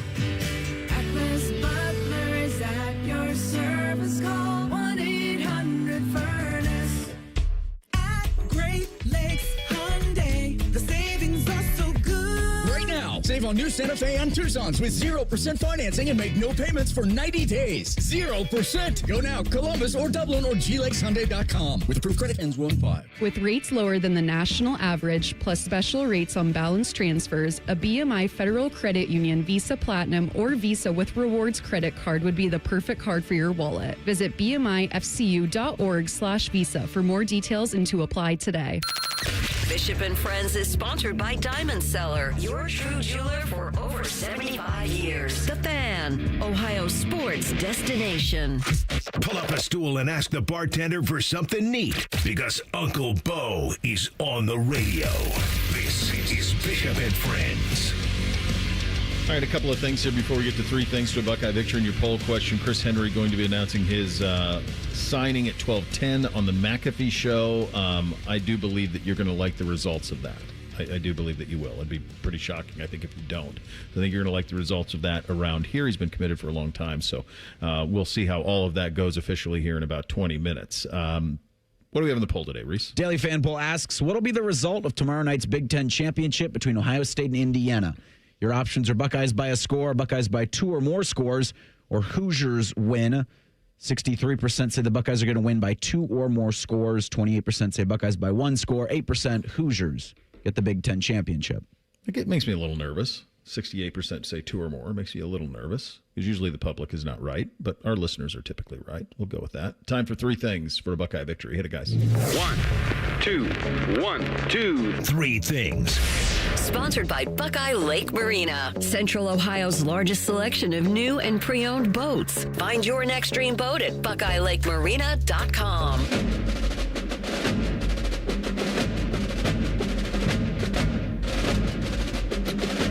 All right, kids, number 1 for me, number 1 versus number 2. I believe Mike and Timmy use this phrase often, good, clean boy. Julian, be a good, clean boy. Play clean, handle your business. I thought it was amazing how he responded after throwing the interception on the second throw of the game last week. He seems to be completely unflappable. He's been that all season long. I think he's salivating at the opportunity to play on a fast track and climate controlled. I expect a big game out of him in the Buckeye passing attack, and I think about the only way that Indiana can spring this is if you throw it to them directly. I don't think Julian will. To me, that's the number 1 key from this one. I think it'll come down tomorrow to who wins the turnover battle. I think this for Ohio State, now that talent equates this week and in the college football playoff, that's going to be the biggest key. Is how you take care of that football. I'm right there with you guys on the turnovers. They're really good at creating turnovers. We've been hearing it from Ryan Day and from Julian this show that they are really good at creating turnovers and taking advantage of it. So yeah, just be clean with it. Number 2 for me, I really think that this is going to be a coronation of sorts, not necessarily for the Heisman, although that could very much happen as well. I think this is going to be a coronation for this Buckeye defense, and they're going to put an imprint and a real statement on being one of the best defenses in the history of the sport. They're on track for that right now.